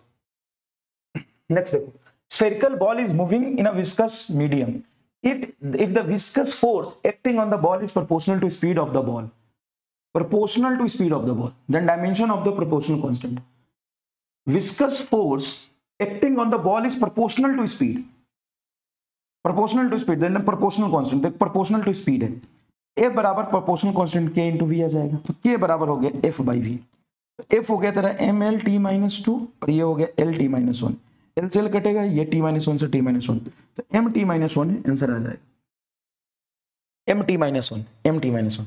सर लेकिन प्रोपोर्शनल कांस्टेंट का डायमेंशन तो जीरो आना चाहिए, डायमेंशनलेस होना चाहिए। हर प्रोपोर्शनल कांस्टेंट का डायमेंशन जीरो नहीं होता, डायमेंशनलेस नहीं होता हर प्रोपोर्शनल कांस्टेंट। जैसे एफ बराबर एच एफ, ये भी तो प्रोपोर्शनल कांस्टेंट है, एफ बराबर जी m1 m2 by are square, ये भी तो प्रोपोर्शनल कांस्टेंट है, क्या डायमेंशनलेस है? ये भी तो प्रोपोर्शनल कांस्टेंट है, क्या ये डायमेंशनलेस है? नहीं सर, ये डायमेंशनलेस नहीं है। क्लियर है क्या? आगे देखिए, ये जेईई मेन का सवाल है, क्या x plus a by y square y minus b, देखो x plus a by one, नहीं ये मैंने खुद लिखा है, शायद मिक्स हो गया ना भाई, a x plus a by y square into y minus b बराबर आर टी, पर x is pressure y and r is constant, then a by b का डायमेंशन करो। क्या तूने बाद में प्रोडक्ट करी है? ये x plus a by y square के साथ तूने इसको प्रोडक्ट करा बराबर ये लिखा, इससे कोई डैश फर्क नहीं पड़ता है, कोई फर्क नहीं पड़ता है। इन दोनों को ऐड किया है ना, इन दोनों को, जिसको दोनों को ऐड किया ना, ये इसके साथ प्योरली ऐड हो रहा है, डायमेंशनली बराबर लिख सकते हो। मतलब तुम लिख सकते हो a बराबर एक्स वाई स्क्वायर, ये इसके बराबर हो गया, प्लस को बराबर लिख देंगे, तो x बराबर a बाई वाई स्क्वायर, तो a बराबर हो जाएगा एक्स वाई स्क्वायर और y बराबर हो जाएगा b। अब तुम्हें क्या पूछा? a बाई बी, तो ये रहा a एक्स वाई स्क्वायर बटा b हो जाएगा सिंपल y, तो ये कट के y एक्स वाई आंसर आएगा। यहाँ पे x क्या है? x प्रेशर है, तो m l minus one T minus two, और y क्या? y वॉल्यूम है, वॉल्यूम मतलब L3, तो हो जाएगा m L3 और l minus one L2 T minus to, b energy के बराबर आ रहा है, बिल्कुल m L2 T minus to energy होता है। जेईई मेन 2023, ये तेरा होमवर्क है, स्लाइड 49, स्लाइड 49 तो प्रैक्टिस करना भाई। अब ये सवाल है, इसको स्क्रीन पॉज करके करना, सवाल पूरा पढ़ना, अच्छे से करना, फटाफट स्क्रीन पॉज करके करो, ध्यान से। The equation of the circle is given as x square plus y square बराबर a square, where a is the radius of this equation and the change in origin and this is, and find the correct dimension of the a and b का dimension पूछे in a new equation। देखना, देख इसको ध्यान से देख, इसको ध्यान से देख, ये पूरा तेरा एक इक्वेशन है, हाँ सर इक्वेशन है, सुनना अच्छे से। तो डायरेक्टली x बराबर 80 लिख सकता है, डायरेक्टली x बराबर 80 लिख सकता है, सर लिख दिया, x बराबर 80 लिख दिया, तो यहां से a का डायमेंशन आ गया ना बेटा, x by T, sir T minus one आ जाएगा। पहले देखना क्या है, the dimension of t is given as t minus one, तो x तो तेरा l हो जाएगा और डायमेंशन ऑफ t है t minus one, t minus one ऊपर जाएगा तो lt बनेगा, lt आंसर आना चाहिए, lt एक ही ऑप्शन में, b is your correct answer. बता, अब तू कमेंट कर सकता है हैशटैग जेईई कॉमेडी हो गया, जेईई कॉमेडी हो गया, बता नया सवाल का कॉम्बिनेशन, नया सवाल भी देखिए किया, ये किया, जेईई किया, बता दो लाइन में सॉल्व हो रहा है कि नहीं हो रहा है, अभी तो देख आगे। P Q R the physical quantity having different dimension, which of the following combination can never be a meaningful quantity। देखो P Q R तीनों अलग है, तो P और Q को मल्टीप्लाई करके हो सकता है R के डायमेंशन के बराबर आ जाए, तो ये तो मीनिंगफुल है। P R का प्रोडक्ट हो सकता है Q स्क्वायर के बराबर आ जाए, ये भी मीनिंगफुल है, लेकिन P minus Q and R plus Q ये दोनों मीनिंगफुल नहीं है। थर्ड एंड फोर्थ आंसर जाएगा आपका बी। देखो पहला दोनों मीनिंगफुल है, लेकिन अगर इन दोनों का डायमेंशन सेम है तो आप इसको घटा नहीं सकते, है ना, डायमेंशन डिफरेंट है तो आप सब्ट्रैक्ट नहीं कर सकते। आंसर आपका क्या जाएगा? B. If x and a stand for the distance, then what value of n is given equation for the dimensionally correct axis। एक बात बताओ, ये इंटीग्रेशन ऊपर dx बटा रूट अंडर इतना इतना इतना इतना, हमें इस पूरे इक्वेशन से मतलब नहीं है, तो मुझे ये बता कि इसको इसके साथ घटाया है क्या? हाँ, जहां पे सब्ट्रैक्शन वहां पे इक्वल लिख सकता है, और बाकी इक्वेशन को गोली मार दे, साल गोली मार दे, इक्वेशन को गोली मार दे, ना गोली मार दे, गोली मार दिया। ए भी लेंथ है, एक्स भी लेंथ है, तो लेंथ का डायमेंशन डायमेंशनली करेक्ट होने के लिए ये लेंथ है, तो पावर बराबर होना चाहिए, n बराबर 2 ले गोली मार दे, गजब। The method dimension can not be applied to drive the formula of physical quantity, मतलब डायमेंशन एनालिसिस, अभी ये सवाल आगे आएगा और ये थोड़ा पहले आ गया, ये सवाल अभी आएगा। जैसे जैसे जैसे जैसे तीन फिजिकल क्वांटिटी को आप फंडामेंटल फिजिकल क्वांटिटी मान सकते हैं, तीन फिजिकल क्वांटिटी को आप फंडामेंटल फिजिकल क्वांटिटी मान सकते हैं और चौथे का डायमेंशन निकाल सकते हैं। जैसे ये है नीट 2016, नीट 2016 ये क्लास में भी मैंने कराया है। यहाँ पे एक सैंपल लेके आया हूं मैं, रिवाइज करा दूंगा इसको। तो क्लास का क्वेश्चन आपने बोला तो नहीं कराओगे, पाप हो गया ना बेटा, करा दिया तो क्लास का। सब एक जैसे नहीं होते हैं, किसी को जरूरत है तो कर लेने दे, तू स्किप कर ले 2 minute. Planck constant h, Planck constant h, speed of light c and Newton law of gravity constant is g are the three fundamental constant which of the following combination of these has the dimension of length। इन तीनों को मिला के किसमें dimension of length आएगा? सुन, h का dimension होता है m L2t-1, एकदम क्लियर, एनर्जी बटा टाइम, सही है। और g का डायमेंशन होता है m-1 L3t-2, तू भी 4 बार लिखेगा याद हो जाएगा। c होता है Lt-1। मुझे डायमेंशन चाहिए लेंथ का, तो लेंथ h का पावर a या x बोल देता हूं, g का पावर y, c का पावर z। यहाँ पे h को, g को, c को पुट कर, फिर मास का इक्वेशन अलग बना ले, लेंथ का इक्वेशन अलग बना, सी का इक्वेशन अलग बना और कंपेयर करके एक्स वाई जेड की वैल्यू निकाल, फिर एक्स वाई जेड की वैल्यू इसमें रख दे, आंसर आ जाएगा। एक बार जिसने अभी तक नहीं किया हुआ है इंटरनेट पे सॉल्यूशन देख लेना। अब मैं जो एम आर स्टार कहता हूं वो देखना, पूरा फील है एम आर स्टार का कि नहीं बताना। सर देखो इधर एक लेंथ है, मतलब मास नहीं है, नहीं, टाइम भी नहीं है, नहीं, तो इस लेफ्ट हैंड साइड में मास नहीं है, तो राइट हैंड साइड में मास नहीं होना चाहिए। सर देखो सी का तो कोई मास से लेना देना है नहीं, तो सी को इग्नोर करो, सी को इग्नोर करो। एच में कितने मास है? सर एक मास है एम, और जी में कितने मास है? m-1। या एच और जी को मैं मल्टीप्लाई कर दूं, मास मास ही उठाओ बस, m-L2t-1, चलो पूरा उठा लेता हूं, h अपॉन x, और g है m-1 L3t-2 अपॉन y। तो x और y का पावर सेम होना चाहिए, तभी तो मल्टी, जैसे x1 और y1 रख दिया तो सिंपल g इंटू एच बनेगा, g का पावर में -1, h का पावर m, तो m और -m कट जाएगा। तो पहली बात x और y दोनों का पावर सेम होना चाहिए, जिसमें सेम है वो आंसर आएगा, मतलब दोनों मल्टीप्लाई होनी चाहिए, क्योंकि h और g को अगर डिवाइड कर दिया, h बाई g कर दिया, अगर h और g डिवाइड किया तो ये कटेगा मास से मास, नहीं ऊपर जाके तो प्लस हो जाएगा मास का पावर, यस, तो प्रोडक्ट होना चाहिए। h इंटू जी इसमें भी प्रोडक्ट है, h बाई जी ये गलत है, h इंटू जी इसमें प्रोडक्ट है, इसमें भी डिवीजन है, गलत है। मतलब क्या तुम्हें इतना सोचते ही इसमें मास -1 है, इसमें मास 1 है, क्या 2 ऑप्शन गलत हो गए? सर मजा आ गए लोग, तो बहुत बढ़िया है सर। सर कैसे? तो खुद देखना, h और g देख यहाँ प्रोडक्ट है, तो ऑब्वियस सी बात है h और g रखेगा, h और g रखेगा, h बाई जी और h बाई जी कैंसिल हो गया, इसी में मास कटेगा बस, क्योंकि एक में मास है, एक में -1 है मास में। ओके सर, अब दोनों में रूट एच जी, हाँ तो रूट लगाना, x और y की पावर हाफ आ गई ना, इसका मतलब रूट एच जी तो आंसर में दिया हुआ है, तो यहाँ पे रूट एच जी करेगा तो एल स्क्वायर है ये और एल 3 है, तो टोटल एल कितने हो जाएंगे? 5, और रूट है तो एल का पावर 5/2। और तुम्हें कितने लेंथ चाहिए? सर एक लेंथ चाहिए मुझे, तो एल 5/2 में एक लेंथ कैसे आएगा? जब सी से डिवाइड कर, तो जब सी से डिवाइड करेगा तो सी होता है स्पीड ऑफ लाइट Lt-1, यहाँ पे सी का पावर 5/2, तो सी का पावर 5/2 रखेगा तो एल का पावर 5/2 इंटू टी का पावर -5/2 हो जाएगा, अरे इसका पावर 5 रखेगा तो एल 5 और टी का पावर -5 आएगा, सॉरी सिंपल एल, हाँ 5/2 रख रहा है तो सी का पावर 5/2 रखेगा, देख जैसे यहाँ पे 5/2, तो एल का पावर 5/2, टी का पावर -5/2, तो सर एल से एल कट जाएगा, एल तो बचा ही नहीं, एल बस ऑप्शन 1 में बचेगा, खत्म। खुद करना है एक बार।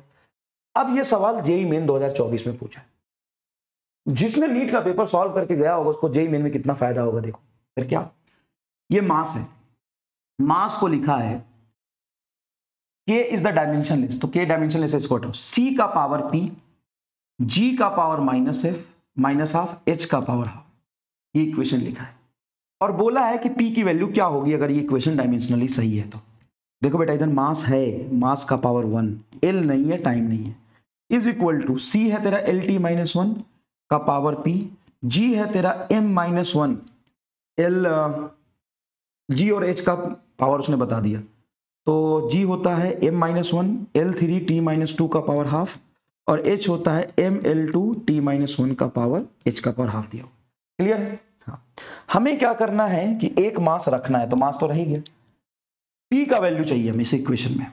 एक लाइन देखना, आंसर आ रहा होगा तुम्हारा। सर क्या, इधर लेंथ का पावर क्या है? 0, तो 0 बराबर, इधर लेंथ का पावर क्या है सर? P, इसमें लेंथ का पावर क्या है सर 3 और ये पावर हाफ है तो 3/2 3/2। इसमें लेंथ का पावर क्या है सर 2 L स्क्वायर का पावर हाफ मतलब L 1 + 1।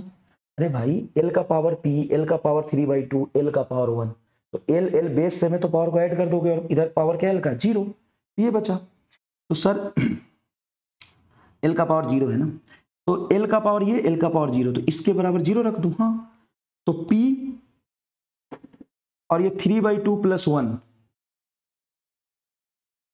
एक मिनट कुछ गलत अच्छा G का पावर -हाफ ये बेटा -हाफ तो L का पावर 3 -3/2 आएगा ये -3/2 आएगा।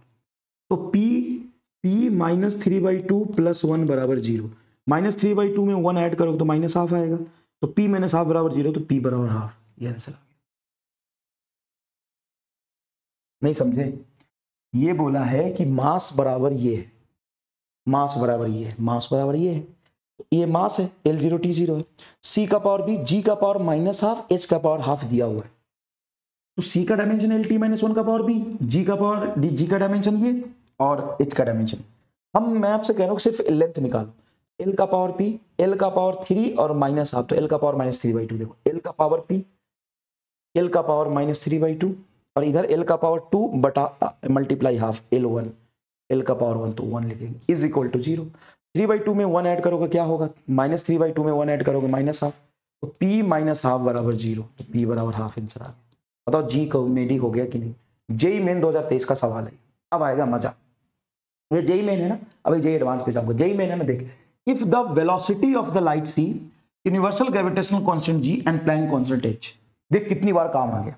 Then dimension of mass in new system मतलब मास काटना नहीं है हमें पहले लेंथ काटना था नीट वाले में कि हमें लेंथ का डायमेंशन चाहिए यहाँ पे मास ही चाहिए तो मास बराबर लिखोगे c का पावर x मान लो g का पावर y मान लो h का पावर z मान लो यही करना है। हाँ सर अब एक बात बताओ तुम्हें लेंथ तो काटना है हाँ लेंथ नहीं चाहिए टाइम नहीं चाहिए लेकिन मास चाहिए ओके तो तुम लिख सकते हो m L0 T0 बराबर c है LT - 1 का पावर x g है बेटा m - 1 और L3T - 2 का पावर y और h है m L2 T - 1 का पावर z।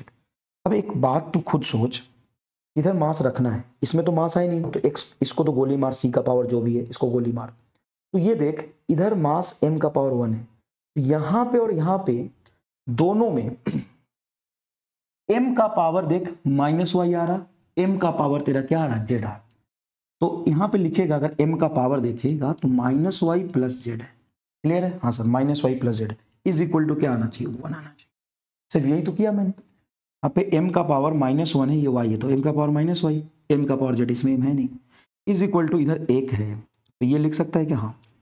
अब सोच यहाँ पे h का पावर हाफ है c का पावर g का पावर 1 है h का पावर हाफ और g का पावर 1 h का पावर z माना था हमने यहाँ पे हाँ z की वैल्यू क्या है हाफ है और g का y माना था तो g का y की वैल्यू 1 है y को 1 रख -1 और z को तू हाफ रख क्या ये सॉल्व करके 1 आएगा नहीं तो ये गलत है।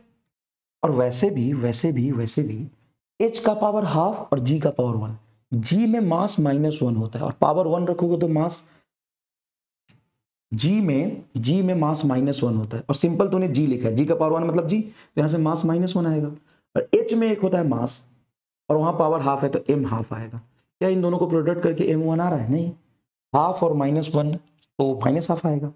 सिमिलरली यहाँ पे देख h का पावर -हाफ g का पावर हाफ h का पावर h में एक मास होता है पावर हाफ मतलब -हाफ आ जाएगा क्योंकि h में क्या होता है मास 1 होता है h में मास 1 होता है और यहाँ पे h का पावर -हाफ है मतलब मास का पावर -हाफ और g में भी मास तुम्हारा क्या होता है -1 और g का पावर हाफ है मतलब m का पावर -हाफ होगा। अरे g का पावर हाफ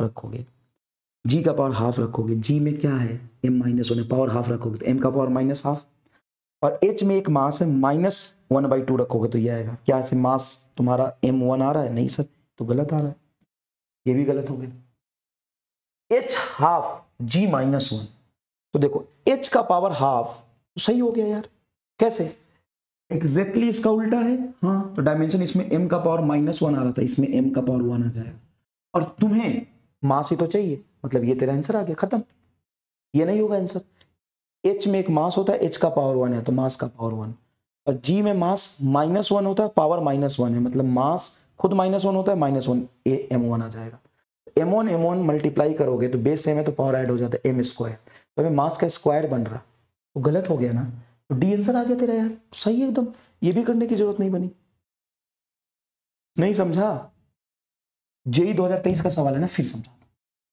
कोई बात नहीं बेटा, 5 मिनट एक्स्ट्रा लग जाएगा लेकिन एकदम मजा आ जाएगा। और ऐसे सवाल नीट में आए हैं लगातार कई बार।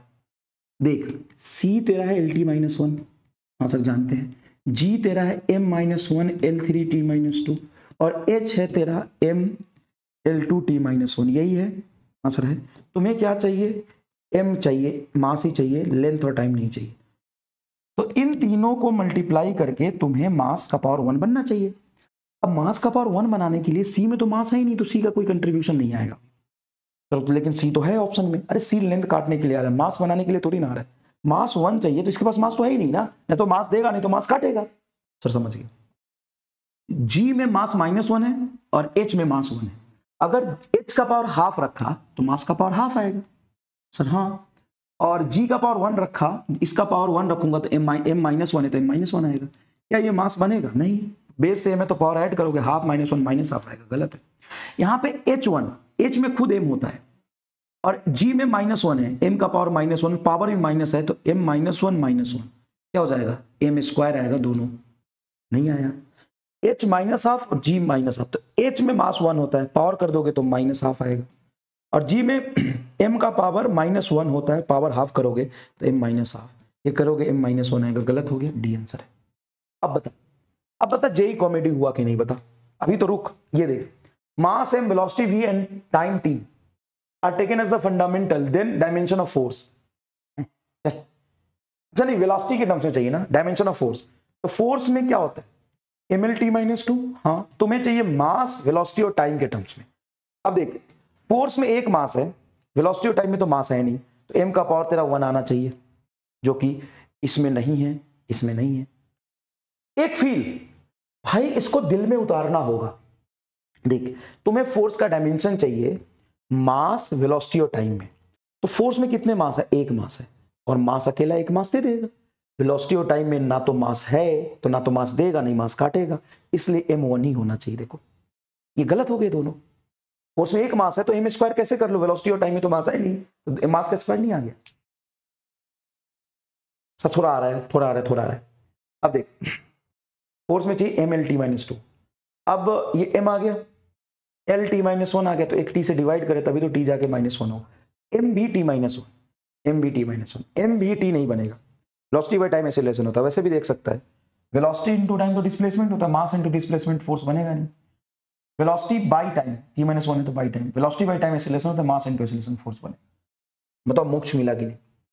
Time, energy and momentum taken as the base quantity, then dimension of mass is, देखो मास मुझे चाहिए, एनर्जी, टाइम और पी क्या है? मोमेंटम के टर्म्स में, इसके टर्म्स में, मोमेंटम टर्म्स में। इसको मान लेता हूं ए बी सी का पावर मान लेता हूं कुछ, उधर के डायमेंशनलेस कांस्टेंट है। तो अब मैं कैसे अरेंज करूं? तो सर अरेंज करते समय एक चीज ध्यान दो, टाइम तो टाइम आएगा, इसको मास में ले नहीं सकते आप। एनर्जी एंड मोमेंटम, एनर्जी में कितने लेंथ होते हैं? 2, और मोमेंटम में कितने लेंथ होते हैं? 1। तो इसका 2 लेंथ आएगा एनर्जी में, और मोमेंटम में 1 लेंथ आएगा, और तुम्हें लेंथ काटना है, लेंथ काटना है। तो ए और सी को पक्का डिवाइड करना पड़ेगा तभी लेंथ कटेगा, प्रोडक्ट करोगे तो नहीं कटेगा। तो एनर्जी एंड पावर जो भी आएगा उसका पावर निगेटिव होना चाहिए तभी तो डिवाइड होगा, निगेटिव पावर में नीचे चला जाता है। तो एनर्जी और पावर, एनर्जी और मोमेंटम का जो पावर है वो अपोजिट होनी चाहिए। जैसे E/p²t, ये नहीं हो सकता है। क्यों? क्योंकि एनर्जी में 2 लेंथ, मोमेंटम में 1 लेंथ, तो 2 लेंथ और मोमेंटम का स्क्वायर 2 लेंथ, क्योंकि इसमें 1 लेंथ है, स्क्वायर करो 2 लेंथ, लेंथ का पावर 4। लेकिन मुझे तो मास ही, लेंथ तो चाहिए नहीं, तो गजब खेला है। हाँ, p², ये भी गलत है। अब E² बटा p, तो E में होते हैं 2 लेंथ, 2 का होल स्क्वायर 4 लेंथ बटा 1, p²/E, तो p में एक होता है 1 लेंथ L², और बटा एनर्जी में 1 लेंथ होता है, तो E का पावर -1 मतलब नीचे एनर्जी, और एनर्जी में, सॉरी, एनर्जी में 2 लेंथ होता है, L² कट गया, मतलब लेंथ कट गया तो मास आ जाएगा। पहला आंसर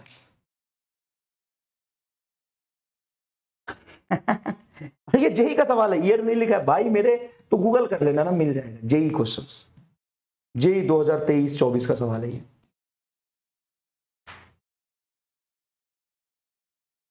बता, टाइम लगा ना 10 मिनट, कोई बात नहीं, बता, बोल बोल बोल, क्या चाहता है बोल, मजा आया कि नहीं आया बोल। जेई मेन 2023, ये होमवर्क देता हूं, ये होमवर्क देता हूं, स्लाइड 58 होमवर्क है। अब मैं थोड़ा हिंट भी देता हूं, देख फ्रीक्वेंसी है ये, मतलब पावर -1 आएगा।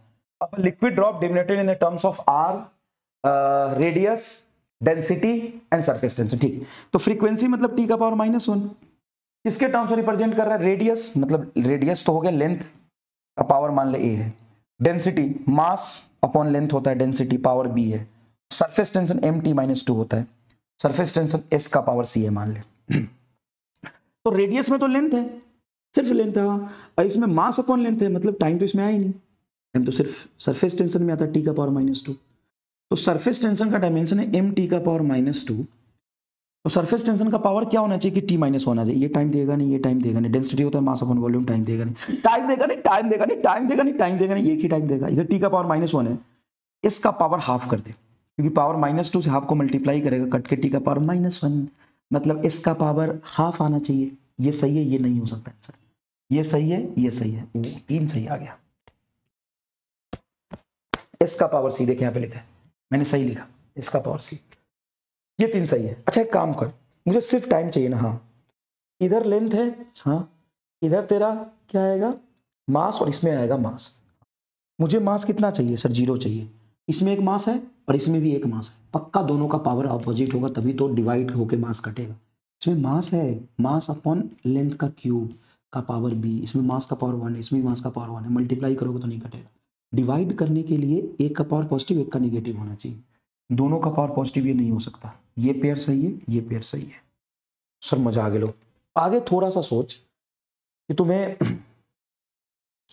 लेंथ भी तो काटना है, हाँ तो इसमें एक लेंथ है और इसमें बटा लेंथ है, तो मल्टीप्लाई होकर लेंथ कट जाएगा, मतलब इन दोनों का पावर सेम होगा तभी मल्टीप्लाई होगा। इन दोनों का पावर क्या होना चाहिए, मतलब सेम नेचर में होना चाहिए, मैं वो कह रहा हूं। तो यहाँ तो अपोजिट है, अपोजिट होके तो डिवाइड हो जाएगा, डिवाइड होके मास मल्टीप्लाई, गलत हो गया, तुम्हारा आंसर ये है।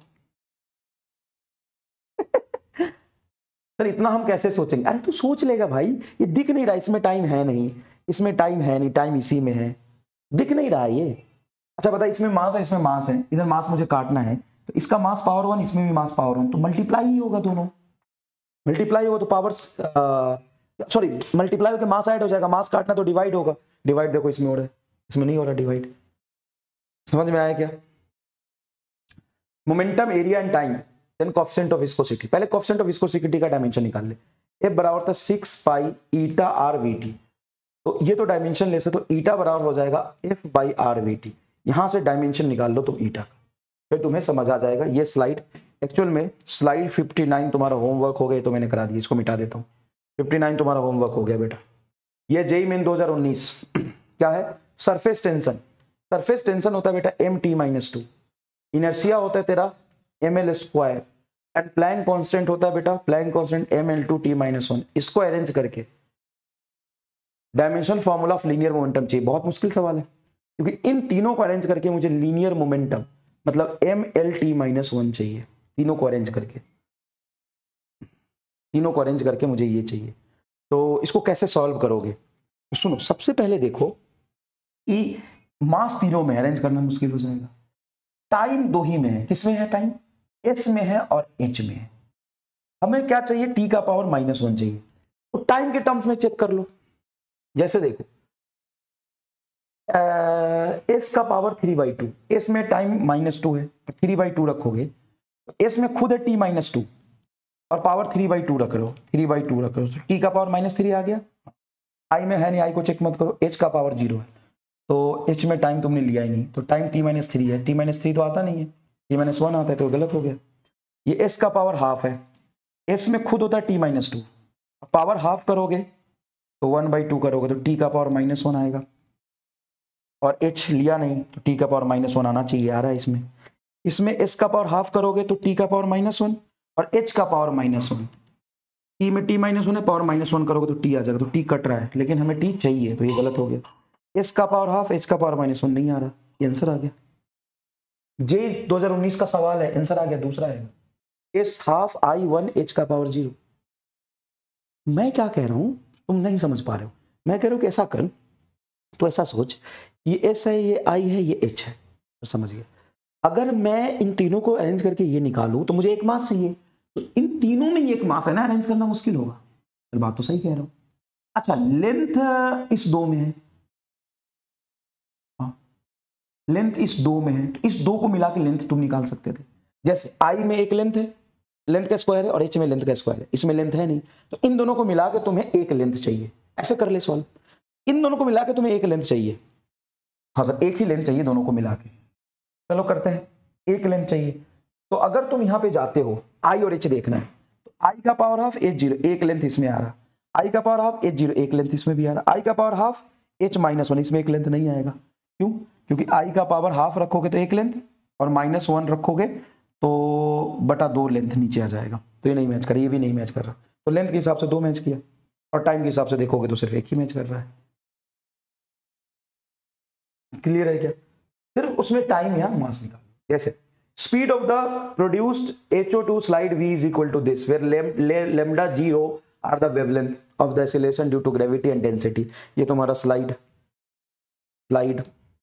61 होमवर्क है, इसका आंसर भी डी दिया हुआ है, देख लेना सॉल्व करके। ये तुम्हें क्लास में कराया, नीट का क्वेश्चन है, स्लाइड 62 होमवर्क है, घबराना नहीं है। इसमें बच्चा 90% इसलिए नहीं कर पाया कि E स्क्वायर बटा 4 एप्सिलॉन नॉट क्या होता है उसको समझ नहीं आया।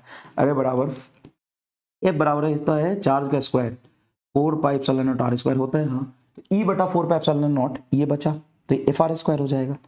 E बटा 4 पाई एप्सिलॉन नॉट हो जाएगा FR स्क्वायर। F होता है M L और L स्क्वायर L3T-2, ये डायमेंशन है इसका, E स्क्वायर बटा 4 पाई एप्सिलॉन नॉट का। उसके बाद तुम्हारा है क्या, G एंड C। तो G हो गया तेरा ये M-1 L3T-2, और C हो गया तेरा LT-1। यही तीन तो बने, C, G और ये। अब तुम्हें किसका डायमेंशन चाहिए? फिजिकल क्वांटिटी डायमेंशन, लेंथ चाहिए। देखें यहाँ पे लेंथ का चाहिए, तो लेंथ कैसे बनेगा सर? लेंथ बनेगा मतलब मास काटना है। हाँ, मास कैसे कटेगा? इसमें एक मास है, इसमें एक मास -1 है, मल्टीप्लाई कर दो। तो E स्क्वायर बटा 4 एप्सिलॉन नॉट और G मल्टीप्लाई होना चाहिए। E स्क्वायर बटा 4 एप्सिलॉन नॉट G मल्टीप्लाई है, E स्क्वायर बटा 4 G डिवाइड है, ये नहीं होगा। G E स्क्वायर बटा 4 एप्सिलॉन नॉट G स्क्वायर बटा 4 एप्सिलॉन नॉट मल्टीप्लाई। अब यहाँ पे क्या किया, G और ये मल्टीप्लाई किया, तो ठीक है, मास तो कट जाएगा। G में लेंथ है 3 और इसमें लेंथ है 3, तो दोनों मिला के लेंथ क्या हो जाएगा 6। देखो ना, ये G का डायमेंशन में सिर्फ लेंथ लोगे और E का डायमेंशन सिर्फ लेंथ लोगे तो 6 आएगा, बटा C में एक लेंथ है, एक लेंथ कट के 5 लेंथ आएगा। क्या? हाँ, तुम्हें तो एक ही लेंथ चाहिए था, ये गलत। अब देखो बेटा, G और ये पूरा मिला के कितनी लेंथ आएगी? लेंथ देखेंगे, G में 3 है, इसमें 3 है, तो लेंथ का पावर 6 का पावर हाफ, तो ये कितना हो जाएगा सर? ये जो भी लेंथ बनेगा C में लेंथ से मल्टीप्लाई कर दिया तो हो ही नहीं सकता आंसर। इसमें भी लेंथ, इसमें भी लेंथ, इसमें भी लेंथ, तो बहुत सारे लेंथ नहीं आ जाएंगे, खुद देख। हाँ सर, ये आंसर है, खत्म, ये आंसर है भाई। ये तुम्हारा होमवर्क है, slide 63। Slide 63, method of the dimension can not apply to drive the formula of physical quantity. देखो, 3 physical quantity in which 2 have same dimension. जैसे मान लो तुम कहते हो कि torque and energy and time को फंडामेंटल मान लिया, तो फोर्स का डायमेंशन बताओ। ये नहीं कर सकते, क्यों? क्योंकि टॉर्क और एनर्जी दोनों का सेम डायमेंशन है, तो डिफरेंशिएट कैसे करोगे? ये आ जाएगा तुम्हारा answer. More than 3 physical quantity तो भी नहीं कर सकते, तो आंसर चला जाएगा आपका डी।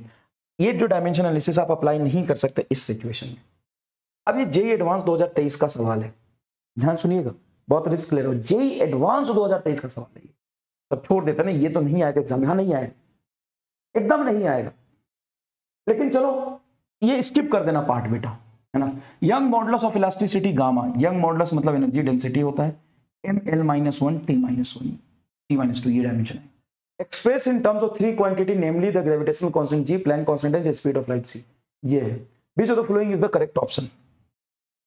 तो c का पावर अल्फा मतलब lt-1 होता है c का पावर अल्फा, h होता है तुम्हारा m l2t-1 का पावर बीटा, और g होता है m-1 l3t-2 का पावर गामा। अब उसने बोला कि इसमें से कौन सा सही है, ठीक है, देखते हैं। अब एक बात बताओ, इधर मुझे मास कितने चाहिए, एक, लेंथ कितने चाहिए -1, टाइम चाहिए 2। इधर मास चाहिए ना एक, सिर्फ मास के बारे में सोचो, मास का पावर 1। इसमें मास है नहीं, इसमें मास 1 बीटा है तो बीटा आएगा, और इसमें मास का पावर -1 गामा तो माइनस गामा आएगा। मतलब बीटा माइनस गामा तुम्हारा 1 आना चाहिए। और 4 ऑप्शन में बीटा और गामा की वैल्यू दी हुई है, बीटा -1 गामा -2, बीटा -1 और गामा -2 रखोगे तो ये माइनस पहले से 2 बराबर 1, 2 - 1 1 आ गया, तो सही बैठ रहा है इक्वेशन इसमें। सर इसमें भी सही बैठेगा, हाँ। बीटा -1 गामा 2 में नहीं बैठेगा, ये भी नहीं बैठेगा, मतलब ये 2 ऑप्शन हो सकते हैं। तो ठीक है, समझ गया। अब एक बात बताओ, अल्फा का पावर 7, अगर मैं सिर्फ लेंथ के बारे में सोचूं तो लेंथ के बारे में सोचोगे तो ये आएगा तेरा एल का पावर अल्फा, मतलब एल का power alpha plus 2 beta, L का पावर 2 बीटा, एल का power 3 gamma is equal to -1। अब तुम्हें पता है कि बीटा -1 है, गामा -2 है, तो इसका पावर कंपेयर करोगे, लेंथ का पावर दोनों तरफ कंपेयर कर दो, तो अल्फा में निकालना है, बीटा हमने देख लिया, बीटा तुम्हारा -1 है तो -1 रखो तो -2 आ जाएगा, गामा -2 है तो -3 आ जाएगा, इज इक्वल टू -1। 3 2 5,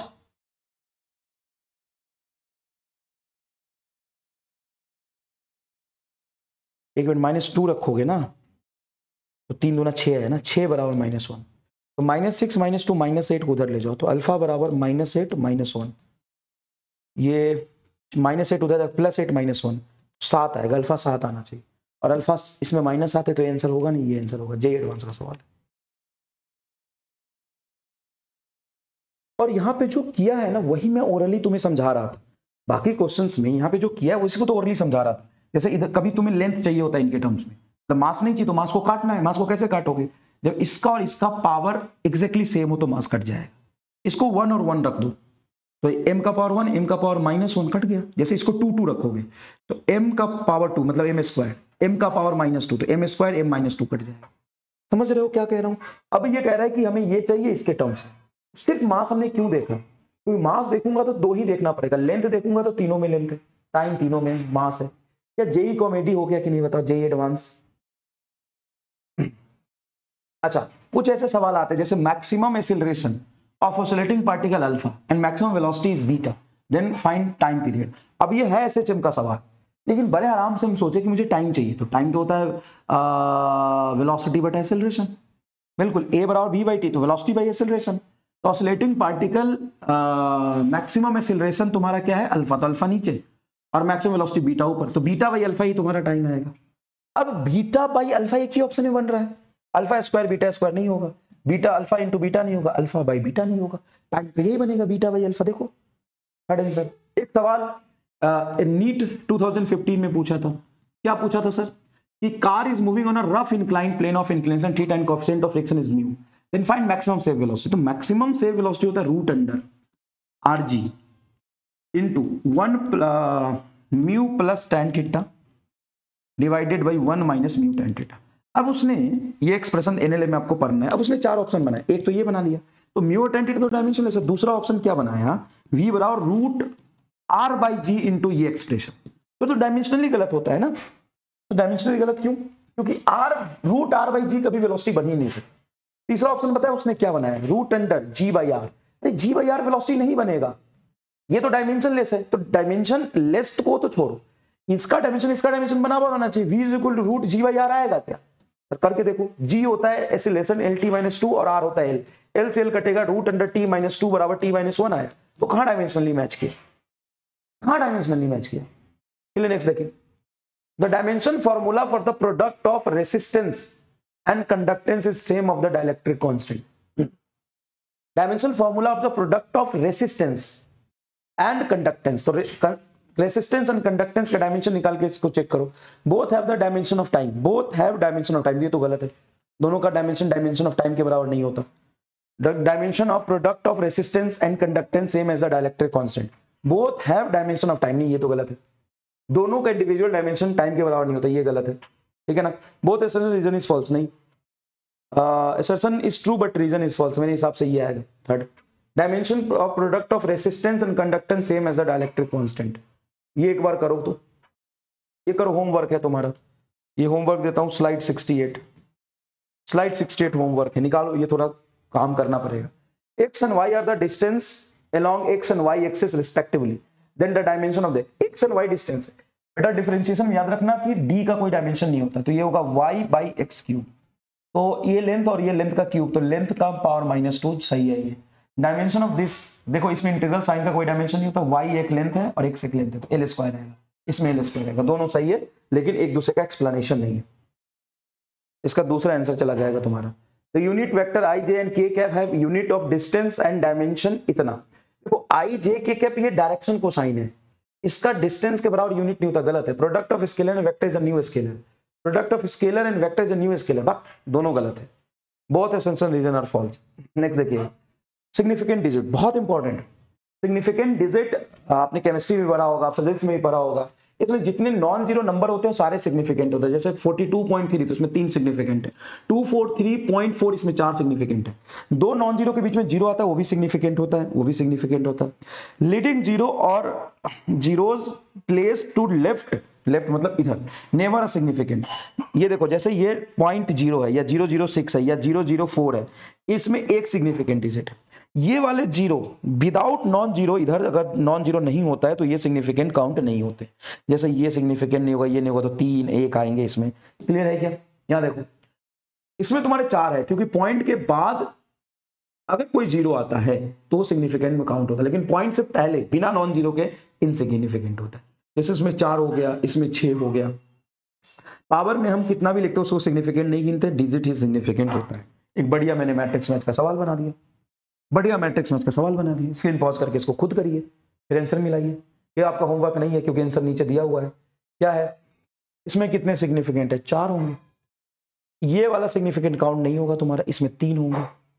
इसमें पॉइंट के बाद जितने जीरो आएंगे वो सिग्निफिकेंट काउंट होंगे, 6 होंगे। और इसमें पॉइंट ये वाला सिग्निफिकेंट नहीं होगी, इधर नॉन जीरो नहीं है, तो यहाँ से होगा 1 2 3 4 5 होंगे, ये आंसर आएगा। 1 का बी 2 का ए, 3 का 4 4 का सी, ये रहा, हो गया सिग्निफिकेंट डिजिट पे पीएचडी आप। और एडिशन और सब्ट्रैक्शन, तो जब एडिशन करते हो ना, तो एडिशन में हम मिनिमम डेसिमल प्लेस के टर्म्स में आंसर देते हैं। जैसे 2.431 है और इसको हम ऐड कर रहे हैं 4.1 से, तो जब हम ऐड करेंगे ना बेटा, जब हम ऐड करेंगे तो 1 1 रहेगा, 3 3 रहेगा, 4 1 5 हो जाएगा, 0.4 2 6, ये आंसर आएगा। अब हम क्या करेंगे, सिग्निफिकेंट डिजिट काउंट नहीं करते, हम इसमें डेसिमल प्लेस काउंट करते हैं। इसमें पॉइंट के बाद एक ही डिजिट तक है, इसमें पॉइंट के बाद 3 डिजिट है, तो पॉइंट के बाद एक डिजिट तक आपका आंसर होगा, 6.5 आपका आंसर आएगा। जैसे देखिए 3.1421, 0.041, इसमें और 0.09, तो इसमें पॉइंट के बाद 4, इसमें 3 है, इसमें पॉइंट के बाद 2 है, सबको जोड़ के ये आया। हम ये आंसर नहीं करेंगे, हम करेंगे 3.47, पॉइंट के बाद 2 ही डिजिट तक करेंगे। और मल्टीप्लीकेशन और डिवीजन में मिनिमम सिग्निफिकेंट डिजिट जितना होता है उसी के टर्म्स में आप आंसर करते हैं। जैसे इसमें सिग्निफिकेंट डिजिट है 1 2 3 4 5, इसमें 3, तो ये प्रोडक्ट करके आंसर आएगा, हम मिनिमम सिग्निफिकेंट डिजिट के टर्म्स में आंसर करेंगे। एडिशन और सब्ट्रैक्शन में मिनिमम डेसिमल प्लेस, पॉइंट के बाद मिनिमम डिजिट काउंट करते हैं। और मल्टीप्लिकेशन डिवीजन में हम क्या काउंट करते हैं, मल्टीप्लिकेशन डिवीजन में सिग्निफिकेंट डिजिट काउंट करते हैं। चलिए इंस्ट्रूमेंट में देखो 3 मोटा मोटा इंस्ट्रूमेंट होता है, metre scale, vernier callipers, screw gauge. Metre scale, vernier callipers and screw gauge. Metre scale का जो लिस्ट काउंट होता है 1 mm होता है, मीटर स्केल जो आपका स्टैंडर्ड है। वर्नियर कैलिपर्स का 0.1 mm, स्क्रू गोज का 0.0 mm, ये स्टैंडर्ड है। वर्नियर कैलिपर्स का जो लिस्ट काउंट होता है वो होता है minimum digit can be measured और maximum error can be perform, it's 1 MSD - 1 VSD, ये इसका स्टैंडर्ड फॉर्मूला है। स्क्रू गोज का लिस्ट काउंट होता है पिच, पिच मतलब distance travelled by the circular scale in 1 rotation divided by number of circular scale. भाई 80% सवाल तो इसी से हो जाते हैं, 80% सवाल तो इसी से हो जाते हैं। जब आप रीडिंग लोगे तो एक चीज ध्यान रखना, टोटल रीडिंग होता है मेन स्केल रीडिंग और list count into VSR, vernier scale reading, list count into vernier scale reading. अगर आपका मेन स्केल के जीरो से वर्नियर स्केल का 0 आगे है, जब आप मैच कराते हो तो ये पॉजिटिव 0 एरर माना जाता है। अगर वर्नियर स्केल का VS, वर्नियर स्केल का 0 मेन स्केल के 0 से आगे है तो पॉजिटिव 0 एरर होगा, पॉजिटिव 0 एरर होगा। और अगर आपका मेन स्केल से वर्नियर स्केल का 0 पीछे है तो निगेटिव 0 एरर होगा। और 0 एरर चाहे कोई भी हो, वो देख लो पॉजिटिव है कि निगेटिव है। कई बार सवाल में ही 0 एरर तुम्हें दे दिया होता है। 0 एरर को हमेशा घटाते हैं, जीरो एरर को क्या करते हैं, हमेशा घटाते हैं, जीरो एरर को हमेशा घटाते हैं। ये है तुम्हारा इंस्ट्रूमेंट, इसकी कोई इतनी खास जरूरत है नहीं। अब यहाँ पे एक सवाल देखना, क्या है 10 डिवीजन। अच्छा इसको करो आराम से एक बार, इसको आराम से एक बार करो, स्क्रीन पॉज करके करो। अभी अभी क्लास वर्क है, होमवर्क नहीं, इसका बाद में आंसर नहीं बताना, अभी स्क्रीन पॉज करके इसको करो। होमवर्क मतलब बाद में कर सकते हो, क्लास वर्क मतलब अभी करना, इसको अभी करो, ठीक है sir. 10 divisions on a main scale of a vernier calipers coincide with the x division on a vernier scale. If each division of the main scale of the 5 unit and vernier constant को हम list count कहते हैं, vernier constant को हम क्या कहते हैं, list count कहते हैं, of the given scale is 5/11, find the value of x। बढ़िया सवाल, नया सवाल लिखा है मैंने भाई, मेरे नया सवाल लिखा है, ये लिखा है नया सवाल मैंने लिखा है, इन पॉज करके कर, सवाल हो जाए तो कहना कि इस बार मार दिया ढेला एमआर के मुंडी पे, एमआर को फोड़ दिया कर।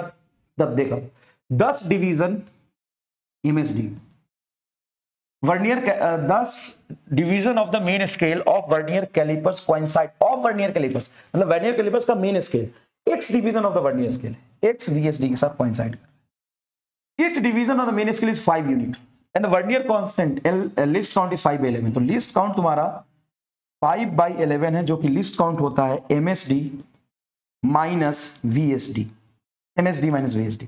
तो 5/11 main scale division minus main scale division MSD रहने दे, और एक VSD को क्या लिख सकते 10/x, 10 MSD बराबर x VSD, तो x को नीचे ले जा 10/x MSD। अरे इस VSD को क्या लिख सकता है 10/x MSD, MSD यहाँ पे बाहर आ जाएगा, x minus 10/x of MSD। एक MSD को तू 5 लिख सकता है, और ये 5/11, 5/11 इसकी वैल्यू है 5, तो 5 से 5 कटे 5/11 है, ये 5 से 5 कट गया, 11 यहां ले जा, 11x माइनस 110 बराबर x, 11x में x इधर आएगा तो 10x बराबर 110, 0 से 0 कैंसिल हो गया, x बराबर 11, ये आ रहा है आंसर x बराबर। कैसा लगा सवाल, है वही ट्रेडिशनल चीज है, लेकिन मजेदार है कि नहीं है। देखो स्क्रू गॉज में देखो बेटा कहानी क्या होता है, स्क्रू गॉज क्या होता है, स्क्रू गॉज में इसको जब हम घुमाते हैं तो ये रेफरेंस लाइन है, इसका 0 यहाँ पे। अच्छा मान लो कि इस रेफरेंस लाइन से 0 ऊपर चला गया, 0 ऊपर चला गया, जैसे मान लो ये 5 है, 10 है, 15 है, 0 अगर ऊपर चला गया तो पॉजिटिव 0 काउंट होगा। मान लो 5, 10, 25 ये सब मैच कर रहा है तो क्या काउंट होगा, पॉजिटिव 0 है। मान लो इसके 50 डिवीजन है, यहाँ पे 45 है, यहाँ पे 50 होता, अगर ये 0 नीचे है तो निगेटिव 0 होगा। इसमें क्या है कि ये रेफरेंस लाइन है, ये रेफरेंस लाइन है, और ये सर्कुलर स्केल है।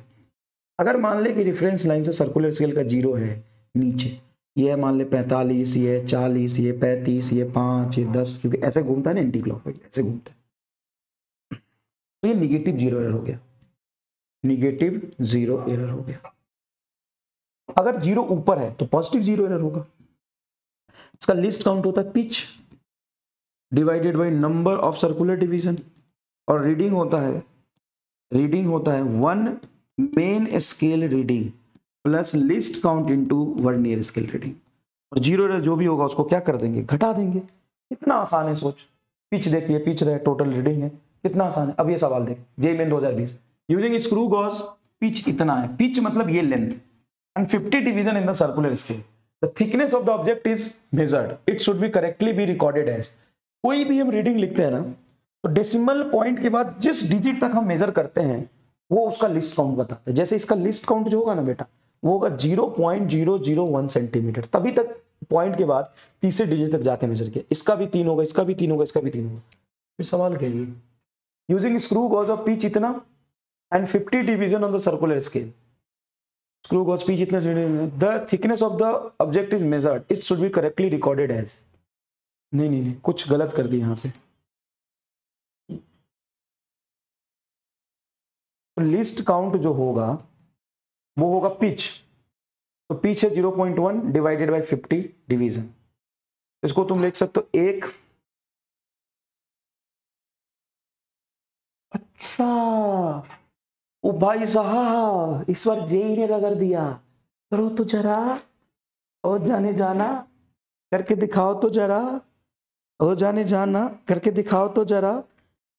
फिर जेईई ने रगड़ दिया, क्या जेईई ने रगड़ दिया, बढ़िया सवाल बना लो रे, इसका लिस्ट काउंट हो रहा है 0.002। मतलब ये है कि ये पॉइंट के तीसरे डिजिट तक ये मेजर करेगा, लेकिन तीसरा डिजिट तेरा 2 के मल्टीपल में चलेगा। ये 0.002 इसका लिस्ट काउंट है। तो लास्ट वाला अगर 0.001 होता तो लास्ट में 1 के मल्टीपल में मेजर करते हैं। इसका आंसर बी आएगा। ये नहीं है, ये नहीं है, ये नहीं है। ठीक है ना, बढ़िया सवाल है ये। In vernier callipers if positive error exist while taking the measured reading then it will more than the actual reading. The zero error in vernier calipers might have happened due to the manufacturing defects. हाँ, ये सही है, दोनों में कोई relation नहीं है, दोनों सही लग रहा है मुझे। दोनों सही क्यों लग रहा है कि मान ली ये तेरा एक वर्नियर कैलिपर्स है, इसमें ये तेरा वर्नियर स्केल का जीरो मेन स्केल के जीरो से आगे है, यहाँ है, जब ये मिल रहा है तब ये कहीं ना कहीं आगे है। अब जब रीडिंग लोगे तो एक्स्ट्रा इतना लेंथ मेजर करेगा ना, एक्चुअल रीडिंग जो ले रहे हो एक्चुअल वैल्यू से ज्यादा ही आएगा। बिल्कुल सही, इसका बी होना चाहिए, बी दिया हुआ है। नेक्स्ट देखो, इन स्क्रू गर्स विथ पिच 0.5 mm, ठीक है, पिच इतना है 0.5 mm and a circular scale with 50 divisions, तो लिस्ट काउंट हो जाएगा pitch 0.5 mm divided by 50 division, तो आएगा 0.01 mm। ये इसका लिस्ट काउंट हो गया। Thickness of the sheet of the aluminum before the starting the measurement, it found that when the two jaws of the screw gauges are brought in contact, the 45th division coincide with the main scale line and that the zero of the main scale is barely visible. Zero of the main scale is barely visible. What is the thickness of the sheet if the main scale reading is 0.5 mm and 25th division coincide with the main scale? पहले इसका ना reading निकालो। तो reading होता है तुम्हारा main scale reading, देखो 0.5 mm आ गया।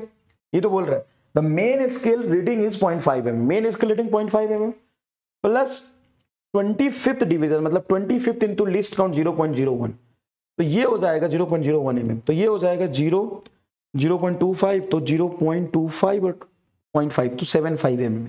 ये तेरा आ जाएगा रीडिंग, ये तेरा आ जाएगा रीडिंग। अब देखना है तेरा लिस्ट काउंट, तो लिस्ट काउंट यहाँ पे पॉजिटिव है कि निगेटिव है बता। देख जैसे बेटा ये तेरा एक स्केल है जिसका ये रेफरेंस लाइन है, और इस पे ये अगर जीरो यहाँ होता, ये 5, ये 10, ये 15, ये 20, 25, 30, 35, 40, 45 और इसी पे 50, तो टोटल 50वां डिवीजन जीरो डिवीजन में तो कोइंसाइड ही करेगा। अब वो कह रहा कि इसका 45 इससे मैच कर रहा, तो ये जीरो नीचे है, मतलब ये वाला तेरा गैप है। ओ, तो जीरो नीचे मतलब negative zero error, negative zero error, और वो जीरो रहेगा माइनस, ये गैप 5 का है 0.05 mm, और हमेशा जीरो एरर को क्या करते हैं हम घटाते हैं, तो minus of minus 0.1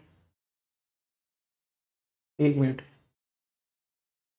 0.05 mm, 05 mm, तो ये हो जाएगा 7, 0.05, 5, 10, 0.8, ये आएगा आंसर बी। देखो इसका आंसर बी है। नेक्स्ट, ये मेजर्ड वैल्यू है, ये मेजर्ड वैल्यू है, और कौन से इंस्ट्रूमेंट से मेजर किया है ये लिखा है। अगर सेंटीमीटर में है, एमएम में, सबको एमएम में कन्वर्ट करो। आप जानते हो कि 1 सेंटीमीटर बराबर होता है 10 mm, ये तो जानता है ना, सबको एमएम में कन्वर्ट करो। अगर वो मीटर स्केल से है तो मीटर स्केल का जो लिस्ट काउंट होता है, मीटर स्केल का लिस्ट काउंट होता है 1 mm, स्क्रू वर्नियर कैलिपर्स का होता है 0.1 mm, और स्क्रू गॉज का होता है 0.01 mm। ठीक है ना, ये होमवर्क में लिख देना, स्लाइड 83 डन। स्लाइड 83 में डायरेक्ट लिखना डन, और कुछ नहीं। ठीक है ना, चलो JEE main 2021, 1 main scale division of a vernier callipers a centimetre and nth division of the vernier scale coincide with n-1 division of the main scale, मतलब NVSD coincide with n-1 of MSD। Least count आपसे पूछा है, and 1 scale division is a vernier callipers is a centimetre. अच्छा, 1 main scale division of a vernier callipers मतलब 1 MSD बराबर आपका है a centimetre. ठीक है ना, ये आपका होमवर्क है, slide 84। Slide 84 is your homework. Answer आएगा इसका सी, करके देख लेना, मैंने बता दिया आंसर, कोई बात नहीं। ये भी तुम्हारा होमवर्क है, प्रैक्टिस करना जरूरी है। आंसर सी आ रहा है, बोल देना कंफर्म हो गया। ये एक बढ़िया सवाल है। In a 5 complete rotation of the circular scale, circular scale का 5 rotation, the distance travel on the main scale of the screw gauge is 5 mm and there are the 50 total divisions on the circular scale, then list count is 0.001, तो list count is pitch by total division on the circular scale। ये सही है। अब बताओ कौन सा relation होगा। इन 5 complete rotation the circular scale the distance, screen pause करके करो, travel on the mean scale is इतना, तो 5 रोटेशन में इतना घूमा है, तो एक रोटेशन में तो 1 ही mm घूमेगा, 1 mm/50, तो ये तो आएगा ही नहीं पिच, क्योंकि 0.002 आएगा। हाँ तो गलत है, लेकिन दूसरा सही है। आंसर आ रहा है A is not correct but R is correct. बहुत बढ़िया, बहुत बढ़िया। सोचो कैसा सवाल है, अच्छा सवाल है कि नहीं है। एक्यूरेसी समझना क्या होता है, it is the measure of how close the measured value, it is the measure of, what is accuracy, तो accuracy is the measure of, ध्यान समझिएगा, accuracy is the measure of how close the measured value is to the true value and closeness of measured and true value is called accuracy। जैसे तुमने जो major किया है वो true value के जितना पास होगा ना उतना एक्यूरेट होगा। सर अगर मेजर्ड वैल्यू नहीं है तो most precise is most accurate. Most precise क्या होता है, डेसिमल प्लेस के बाद जितने छोटे डिजिट तक जाके मेजर किया उसको मोस्ट प्रिसाइज कहते हैं। डेसिमल प्लेस के बाद जितने छोटे डिजिट तक जाके मेजर करेंगे उसको मोस्ट प्रिसाइज कहते हैं। अगर ट्रू वैल्यू नहीं दिया है तो मोस्ट प्रिसाइज ही मोस्ट एक्यूरेट होगा। देखिए सवाल, the mean length of the object is 5 centimetre, which of the following measured value is most precise. तुम्हें ट्रू वैल्यू पता है, ट्रू वैल्यू पता है, which of the following measured is most accurate, तो most accurate इसके सबसे पास कौन होगा, 4.9 सेंटीमीटर, ठीक है, क्योंकि 4.8 का डिफरेंस तो 0.2 का है, 5.25 तो 0.2 का है, 5.4 तो और ज्यादा है, तो ये मोस्ट एक्यूरेट हो गया, मोस्ट एक्यूरेट हो गया, क्योंकि ये जो मेजर्ड वैल्यू है मैं ट्रू वैल्यू से कंपेयर कर लेंगे। और मोस्ट प्रिसाइज पूछता तो ये आंसर होता है, ये मोस्ट प्रिसाइज है। मोस्ट प्रिसाइज का मतलब ये होता है जो सबसे छोटे डिजिट तक जाके मेजर किया है, तो ये मोस्ट प्रिसाइज है, ये मोस्ट एक्यूरेट है। देखिए अगर मोस्ट एक्यूरेट पूछा तो ये, अगर मान लो सीधा ये 4 डिजिट दे देता और हमें ये नहीं बताता, बोलता कि मोस्ट एक्यूरेट कौन है, तो इसको बोलते हैं मोस्ट एक्यूरेट, क्योंकि हमें पता नहीं हम किसको मेजर कर रहे हैं। तो most precise is most accurate होगा। क्या डन है, क्या फील है एक्यूरेसी एंड प्रिसीजन का, कमेंट करके बता दीजिए please. JEE Main 2014, the student measure the length of the rod and wrote it as इतना centimetre, which instrument did his measured. तो भाई लिस्ट काउंट निकाल लो सबका और देखो कि लिस्ट काउंट किसके केस में 0.01 सेंटीमीटर आ रहा, वो आंसर हो जाएगा। Homework slide 90, homework slide 90, clear है क्या? Slide 90 is your homework, slide 90 is your homework, ठीक है क्या बेटा? चलिए आगे देखिए, चलिए आगे देखिए। एरर क्या होता है? Difference between the true value, difference between the true value and measured value is called error. एक सिस्टमैटिक एरर होता है जो कि उसका रीजन नोन होता है, फिक्स्ड होता है, उसको कहते हैं सिस्टमैटिक एरर। मतलब इंस्ट्रूमेंटल एरर, जीरो एरर से सिस्टमैटिक है, उसको कितनी भी मेजरमेंट ले लो वो एरर आएगा ही आएगा, वो एरर आएगा ही आएगा, एरर फिक्स होता है। Error which is tends to occur only in one direction, मतलब उसका एरर पॉजिटिव है तो पॉजिटिव आएगा, इधर पॉजिटिव और नेगेटिव। जैसे instrumental error, experimental technique and personal error, ये सब सिस्टमैटिक होता है। जैसे 4 को मैं 5 पढ़ता हूं तो हर बार 4 को मैं 5 पढ़ूंगा, 5 ही पढ़ूंगा उसको, तो फिक्स एरर होता है। नंबर ऑफ ऑब्जर्वेशन बढ़ा के इस एरर को कम नहीं कर सकते। लेकिन रैंडम एरर रैंडम होता है, उसकी वैल्यू फिक्स नहीं होती और वो किसी रैंडम रीजन से आता है, तो ये नंबर ऑफ ऑब्जर्वेशन बढ़ा के कम किया जा सकता है। देखो एब्सोल्यूट एरर बेटा mod of true value minus measured value होता है, या measured value minus true value होता है, ठीक है ना? जैसे 5 वैल्यू हमें पता है, ट्रू वैल्यू में नहीं पता, तो पांचों वैल्यू का मीन लेके हम उसको ट्रू बोल सकते हैं। एब्सोल्यूट एरर हमेशा पॉजिटिव होगा क्योंकि मॉड लेते हैं। अच्छा, इसका डायमेंशन एब्सोल्यूट एरर का same as dimension of physical quantity, always positive, same as dimension, जिसका एरर निकालेंगे उसके एरर के बराबर होगा, क्योंकि length minus length, true length minus measured length, true mass minus measured mass, ऐसे तो लिखोगे। True volt velocity minus measured velocity, यही तो लिखोगे। Least count error can be taken as the absolute error, it can not tell about accuracy and precision, ये accuracy and precision नहीं बता पाता एग्जैक्टली। अब एरर बड़ा है, कोई बहुत बड़ी चीज को मेजर करने में किया गया होगा, एरर छोटा है तो हो सकता है किसी बहुत बड़ी चीज को मेजर करने में छोटा एरर कर ले। जैसे लिस्ट काउंट, तुम्हारा एब्सोल्यूट एरर मान ले डेल्टा एक्स है 1 सेंटीमीटर और डेल्टा एक्स है 1 मीटर। अब बताओ कौन सा एरर बड़ा है? नहीं बोल सकते। मान लो ये मैंने 1000 किलोमीटर को मेजर करने में 1 मीटर का एरर किया, तो छोटा हो गया। 5 सेंटीमीटर को मेजर करने के लिए 1 सेंटीमीटर का एरर किया, तो ये बड़ा एरर हो गया। एब्सोल्यूट एरर कभी भी एक्यूरेसी और प्रिसीजन को नहीं बताता। रिलेटिव एरर क्या होता है? मीन एब्सोल्यूट एरर बता मीन ट्रू वैल्यू, ये होता है रिलेटिव एरर। 100 से मल्टीप्लाई कर देंगे, ये परसेंटेज हो जाएगा। Relative error, percentage error unit and dimension less होता है। ये अगर तुम्हारा सिस्टमैटिक एरर है तो सिस्टमैटिक एरर को नंबर ऑफ ऑब्जर्वेशन बढ़ा के कम ज्यादा नहीं कर सकते। ये एरर की वैल्यू है, ये नंबर ऑफ ऑब्जर्वेशन है। लेकिन अगर तुम्हारा एक्स रैंडम एरर है, तो रैंडम एरर को नंबर ऑफ ऑब्जर्वेशन बढ़ा के कम कर सकते हैं। इन a 5 reading random error is 3% and systematic error is 4%.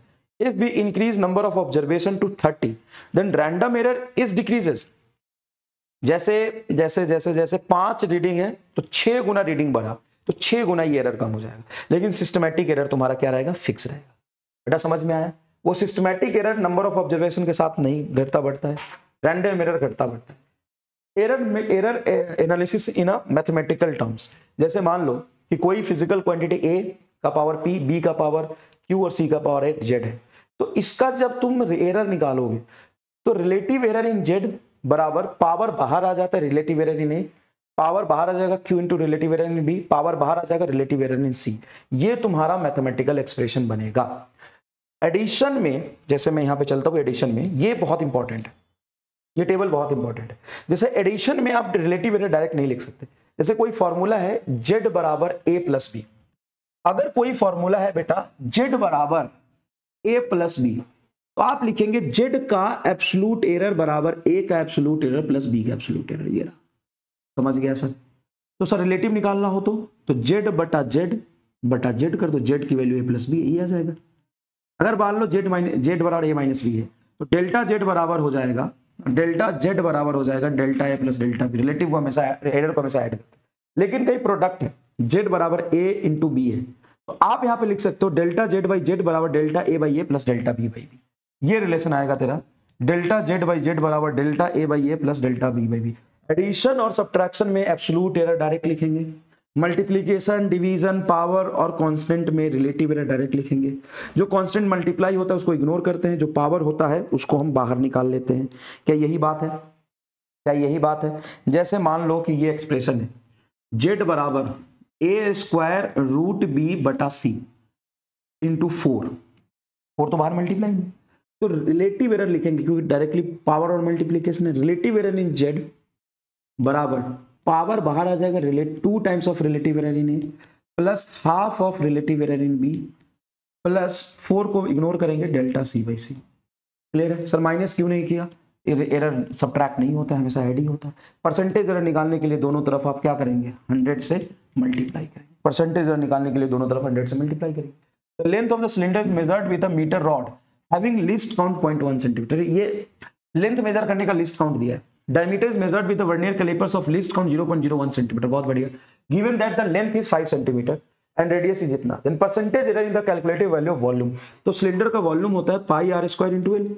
हमें क्या चाहिए? Percentage error. तो delta V by V product है, देखो ये पाई कांस्टेंट, इसको इग्नोर करो, 2 delta R by R plus delta L by L लिखोगे। समझ आ गया? अब मल्टीप्लाई 100 कर दो तो परसेंटेज एरर आ जाएगा, इधर भी 100 से मल्टीप्लाई कर दो। अब देखो ना, 2 डेल्टा आर बुलाओ कितना है, तो डेल्टा आर देखो वहां पे 0.01 है, 0.01 बटा आर यहाँ पे क्या दिया हुआ है 2 centimetre multiply 100 plus delta L बोलो सर 0.1 बटा 5 मल्टीप्लाई 100। अब ध्यान से देख, 2 से 2 कट जाएगा और 0.01 को 100 से मल्टीप्लाई करोगे 1 आएगा, प्लस ये इससे एक 0 कट जाएगा, 10 बटा 5 2 आएगा, 3% का एरर आ रहा। ये सी आंसर आएगा, देखो सी दिया हुआ है। ये देख, the relative error in the determination of the surface area of the sphere is alpha, then the relative error in the determination of volume is. JEE main 2018 का सवाल है, होमवर्क देता हूं। ये तो आंसर दिया हुआ है, वैसे आंसर ये आना चाहिए, खुद कर लेना, बहुत इजी है, ऐसे क्वेश्चंस बहुत सारे कराए हुए। If the error in the measurement of length of the simple pendulum is 3% and the time period is 1.5%, then percentage in the calculation of acceleration due to gravity. t is equal to the 2 pi root under l by G. तो यहां से 2 पाई तेरा constant है, इसको ignore कर। Delta t by T बराबर l का power भी हाफ, g का पावर भी हाफ, तो half delta l by L plus half delta g by G करके वैल्यू मत रखना। क्यों? क्योंकि हमें एरर g में निकालना है, तो हमें फॉर्मूला g का चाहिए।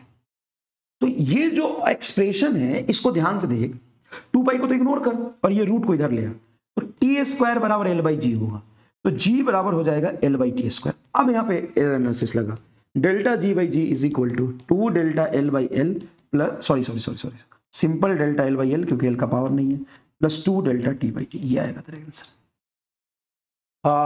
लेंथ है 3% और ये है 3/2, 3/2, 2 से 2 कटेगा, 6% तुम्हारा आंसर आना चाहिए, 6% तुम्हारा आंसर आना चाहिए। If there is a positive error of 50% measurement of the velocity of the body, then error in the measurement of kinetic energies। देख, अगर छोटा एरर हो तो डायरेक्टली एरर एनालिसिस लगा सकते हो, लेकिन 50% एरर एक बड़ा एरर है।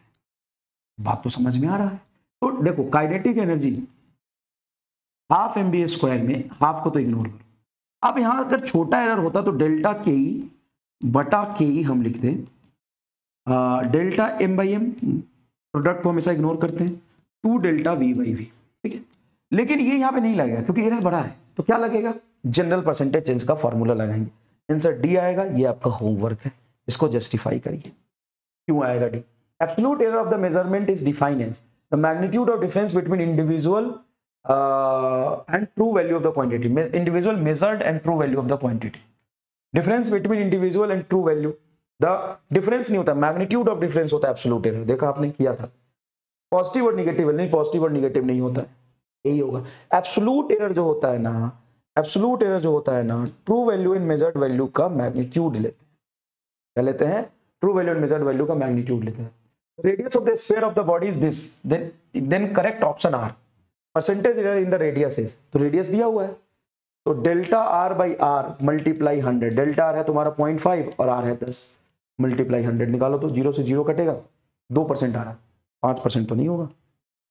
Percentage the radius, radius of the sphere ही तो दिया हुआ है 0.5/10, 0.5/10 परसेंटेज एरर, तुम 10 से मल्टीप्लाई 100 से मल्टीप्लाई 0, 10 और ये हो जाएगा तुम्हारा 5/10।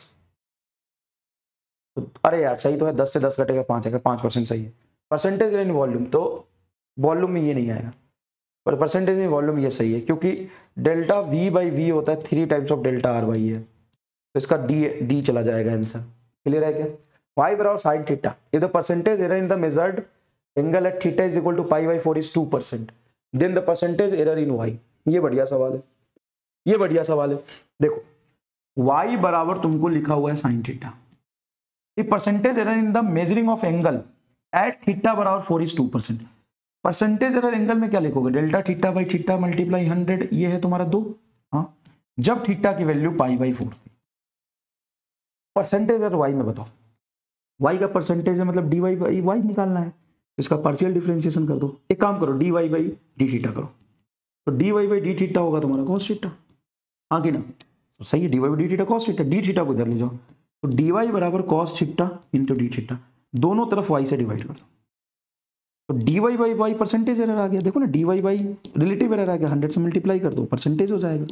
ये हो जाएगा cos theta, d theta multiply 100 दोनों तरफ किया था, बटा y को लिख दो तुम sin theta, y sin theta है, तो इस cos थीटा बटा sin थीटा आ जाएगा cot theta, cot theta into d theta multiply 100।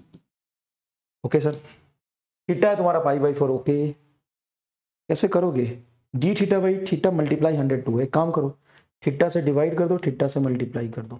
अब बताओ ये वैल्यू क्या है, d theta by theta multiply 100 2 है, cot 45 इंटू थीटा, cot 45 क्या होता है तुम्हारा 1, 2 मल्टीप्लाई थीटा की वैल्यू देखो π/4 दिया हुआ है, कट के π/2 आ जाएगा, मतलब π/2 इज आंसर। बढ़िया सवाल है, स्क्रीन पॉज करके एक बार और करो, टाइम होता तो मैं एक बार और खुद कराता, स्क्रीन पॉज करके खुद करो।